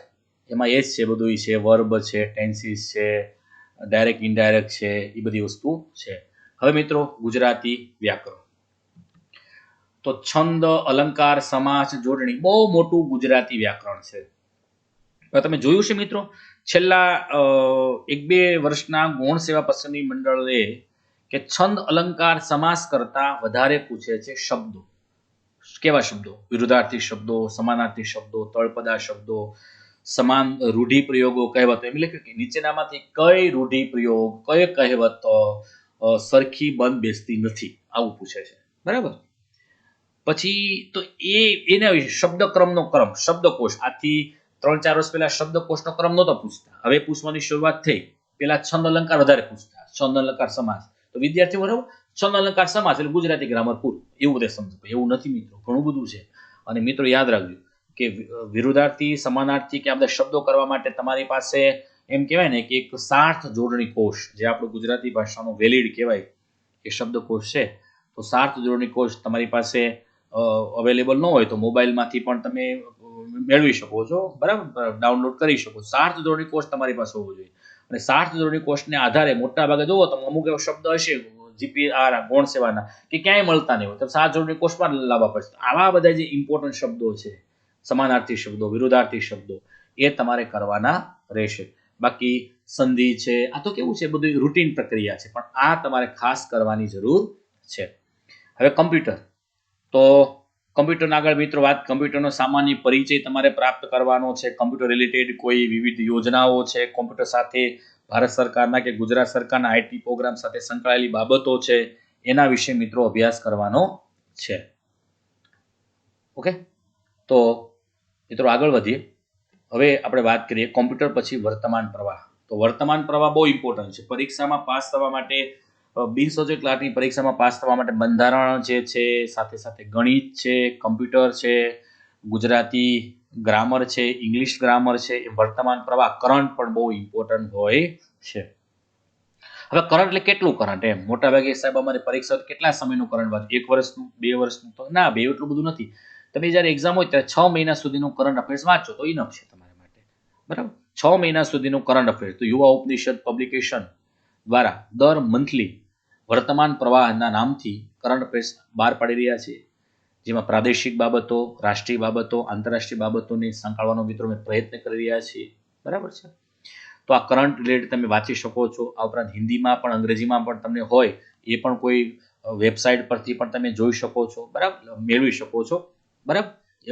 અમે એવું નથી અમારું બેસ્ટ છે, ઘણા બધા બીજા પબ્લિકેશનો છે, એનું પણ તમે મિત્રો વાંચી શકો છો. મિત્રો, તો કરંટ અફેર્સ તો તમારે ખાસ કરીને આગળ આપણે કમ્પેરિઝન કરીએ, જીપીએસસીનું કરંટ અફેર્સ કેવું હતું અને ગૌણ સેવાનું કેવું હતું એ આપણે કમ્પેરિઝન કરી, તો એ આધારે તમારે કરંટ અફેર્સના મુદ્દા વાંચવા જોઈએ. અને સૌથી વધારે આપણે ગુજરાતની પરીક્ષા છે, તો ગુજરાતના વધારે વાંચો, ભારતનું વારો અને ઇન્ટરનેશનલ પણ જો, એટલે સૌથી વધારે ગુજરાત ઉપર તમારે કરંટ અફેર્સ ઉપર ભાર મૂકવો જોઈએ, બરાબર છે મિત્રો. આગળ વધીએ. હવે સામાન્ય વિજ્ઞાન વિશે આપણે વાત કરી કે સામાન્ય વિજ્ઞાન એટલે બાહ્ય, જે આપણું જે દરરોજની રૂટીન પ્રક્રિયામાં આવતું વિજ્ઞાન વિશે મિત્રો તમારે અભ્યાસ કરવાનો છે, બરાબર. હવે ગણિત, તો ગણિત વિશે તમે જુઓ કે ગણિત વિશે આપણે વધારે શું કરવું. ઘણા બધા વિદ્યાર્થી ગણિતમાં તકલીફ છે, મને ગણિત ફાવતું નથી, ગણિત શું છે. તો વિદ્યાર્થી મિત્રો, હું તમને એક જ વસ્તુની વાત કરું કે બેઝિક ગણિતના 10 પ્રશ્ન પૂછાય છે, બરાબર, મેક્સિમમ 10 પ્રશ્ન આપણે પૂછાતા હોય છે. તો ગણિતની અંદર તમારે છે ને, અહીં જો તમે અહીંયા જે જોઈ શકો છો 1 થી 9 નંબરનો જે છે ને બેઝિક ગણિતનો, બેઝિક ગણિત કહેવાય, એ બધાને આવડવું જોઈએ. અને એના પર આખી આખું ગણિતની ઇમારત ચણાય છે, બરાબર. સરવાળા, બાદબાકી, ગુણાકાર, ભાગાકાર, સંખ્યા પદ્ધતિ, વર્ગ અને વર્ગમૂળ, ઘન અને ઘનમૂળ, ઘાત અને ઘાતાંક, સાદુરૂપ, અપૂર્ણાંક, લસાઅ, ગુસા, આ બેઝિક છે, બરાબર. તો આપણે તરવું હોય તો પેલા પેસિફિક મહાસાગર, અરબ સાગરમાં થોડું તરાય, પેલા આપણે મહાનગરપાલિકામાં કોઈ સ્વિમિંગ પુલ હોય એમાં જવાય, પછી તમે સાબરમતીમાં પડો, તાપીમાં પડો, ચાલશે. હવે પેલા તાપીમાં મારશો તો ક્યાંથી? હવે શરૂઆત તમે બીજ ગણિતથી, ભૂમિતિથી કરશો તો ગણિત તો આવડવાનું જ નથી, સિમ્પલ વસ્તુ છે. તો પેલા સરવાળા, લસા, ગુસા શું છે, વર્ગમૂળ, ઘનમૂળ, એથી શરૂઆત કરો, બરાબર. તો એ કર્યા પછી તમારે મિત્રો યાદ રાખવાનું છે કે પછી આ છે ને એ તમને આવડે ને, પછી 10 થી લઈને 19 નંબરના જે સુધી છે, 19 નંબર સુધીના બધા ચેપ્ટર તમને આવડે, બરાબર. શું છે? 10 ટકાવારી, ગુણોત્તર અને પ્રમાણ, સરેરાશ, મધ્યક, મધ્યસ્થ, બહુલક, ઉંમર સંબંધી પ્રશ્નો, નફો અને ખોટ, સમય અને કાર્ય, કામ, મહેનતાણું, બરાબર. પછી નળ અને ટાંકી, આ બહુ પૂછે, નળ, ટાંકી, સમય, આ બધા ઇમ્પોર્ટન્ટ છે મિત્રો. 10 થી લઈને અહીંયા તમે જોઈ શકો 10 થી 19 સુધીના ચેપ્ટર, ટેન્સ સંબંધીના પ્રશ્નો, બરાબર. આ બધા તમને પ્રશ્નો આવડે. પછી સાદું વ્યાજ, ચક્રવૃદ્ધ વ્યાજ ઇમ્પોર્ટન્ટ છે. એટલા તમે મિત્રો ચેપ્ટર કરો એટલે અહીંથી 1 થી લઈને 20 ને છોડી દો, 21 સુધીના ચેપ્ટર તમે લો એટલે બહુ મહત્વનું, તમે કહેવાય કે 10 માંથી તમે સારામાં સારા 7 થી 8 માર્ક્સ તમે મેળવી શકો. હવે ગણિત જેને આવડતું જ નથી, માંડ કરી મહેનત બીજા કરે છે, તો પછી એને છે ને ઘનફળ છે, ક્ષેત્રફળ છે, ભૂમિતિ છે, બીજગણિત, ત્રિકોણમિતિ, આવા અઘરા ચેપ્ટર મિત્રો નહીં કરવાના. કેમ? સમય ખાઈ જશે. હું એવું નથી કહેતો કે નહીં કરવાના, એવું સમય હોય તો કરો મિત્રો, બધું કરો, પણ સમય આપણી પાસે નથી તો આવું ન કરશો. અને બીજી વસ્તુ, ગુમાવશો, વધારે માર્ક્સ નહીં ગુમાવો, બરાબર. આટલા તમે ચેપ્ટર નહીં કરો તો વધી 2 થી 3 માર્ક્સ તમે ગુમાવશો. ઓકે, તો આ રીતે મિત્રો ગણિતનું ચેપ્ટર છે. તો મિત્રો અહીંયા આ વિડીયો જે છે એ પૂરો થાય છે એ પહેલા અમારા જે આ બધા વર્ગ 3ના જે સફળ આ મહારથીઓ કહેવાય, મહારથીઓ છે વર્ગ 3ની પરીક્ષાઓમાં બિન સચોટ ક્લાર્ક અથવા બીજી અન્ય કોઈ પરીક્ષામાં પાસ થયેલા બધા વર્ગ 3ના સફળ ઉમેદવારો અને સફળ ઉમેદવારો દ્વારા પાસ થઈ રહ્યા છે. હજી અવિરત પ્રવાહ અમારો ચાલુ છે. તો યુવા ઉપનિષદ પબ્લિકેશન અને ફાઉન્ડેશન એ સુરત છે, વ્યારા છે, વલસાડ છે વગેરેમાં આવેલી છે મિત્રો. તો મિત્રો આ વિડીયો મેં બનાવવાનો આશય કે વર્ગ 3 બિન સચોટ ક્લાર્ક અને ઓફિસ આસિસ્ટન્ટમાં કેવી રીતે મિત્રો મહેનત કરવી. આવનારા વિડીયોમાં આપણે કોઈ બિન સચોટ ક્લાર્કનું પેપર આખું લઈશું. એ પેપરમાં કેવા કેવા પ્રશ્નો મિત્રો પૂછાય છે એના વિશે આપણે અભ્યાસ કરીશું. બરાબર છે. તો હું મિત્રો સંજય પાગડાળ 2005થી કોમ્પિટિશન એક્ઝામ ખાતે કોમ્પિટિશન એક્ઝામનું કોચિંગ આપી રહ્યો છું અને મારે અમારા માર્ગદર્શન હેઠળ યુવા ઉપનિષદ ફાઉન્ડેશન નીચે ઘણા બધા વિદ્યાર્થીઓ વર્ગ 1, 2, 3માં સફળ થયા છે. મારો મિત્રો હું સામાન્ય પરિચય આપું તો આ બધું મેં કેવી રીતે પ્રાપ્ત કર્યું છે 15 વર્ષના અનુભવને આધારે હું તમારી સામે બોલી રહ્યો છું. મેં ઘણી બધી કોમ્પિટિશન એક્ઝામ આપી છે, ઘણામાં સફળ થયો છું. 2009ની અંદર હું તલાટીની એક્ઝામથી શરૂઆત કરી હતી. 2012ની અંદર ગુજરાત ગૌણ સેવા પસંદગી મંડળ દ્વારા લેવાયેલી હું સમાજ કલ્યાણ નિરીક્ષક તરીકે મેં સેવા આપી 4 વર્ષ સુધી. ત્યારબાદ 2015માં નવસારી જિલ્લામાં હું નાયબ મામલતદાર તરીકે સેવા આપી. પછી એમાં મેં રિઝાઇન આપી દીધું. બરાબર. તો ઘણી બધી એક્ઝામ પાસ કરી છે. એના આધારે હું કહી શકું છું વર્ગ 3માં શું આવે છે, વર્ગ 1, 2માં શું આવે છે. તો એના આધારે મિત્રો હું તમને કહી રહ્યો છું. આ વિડીયો અચૂક તમને સારો લાગ્યો હશે, માહિતી સભર લાગ્યો હશે. અને જો માહિતી સભર લાગ્યો હોય તો આ વિડીયોને શેર કરો, લાઈક કરો અને બાજુમાં રહેલા બેલ આઇકનને દબાવો અને તમે સફળ થાઓ અને તમારા મિત્ર સફળ થાય. આ સાથે આ વિડીયો પૂરો કરું છું. જય હિન્દ, જય ભારત.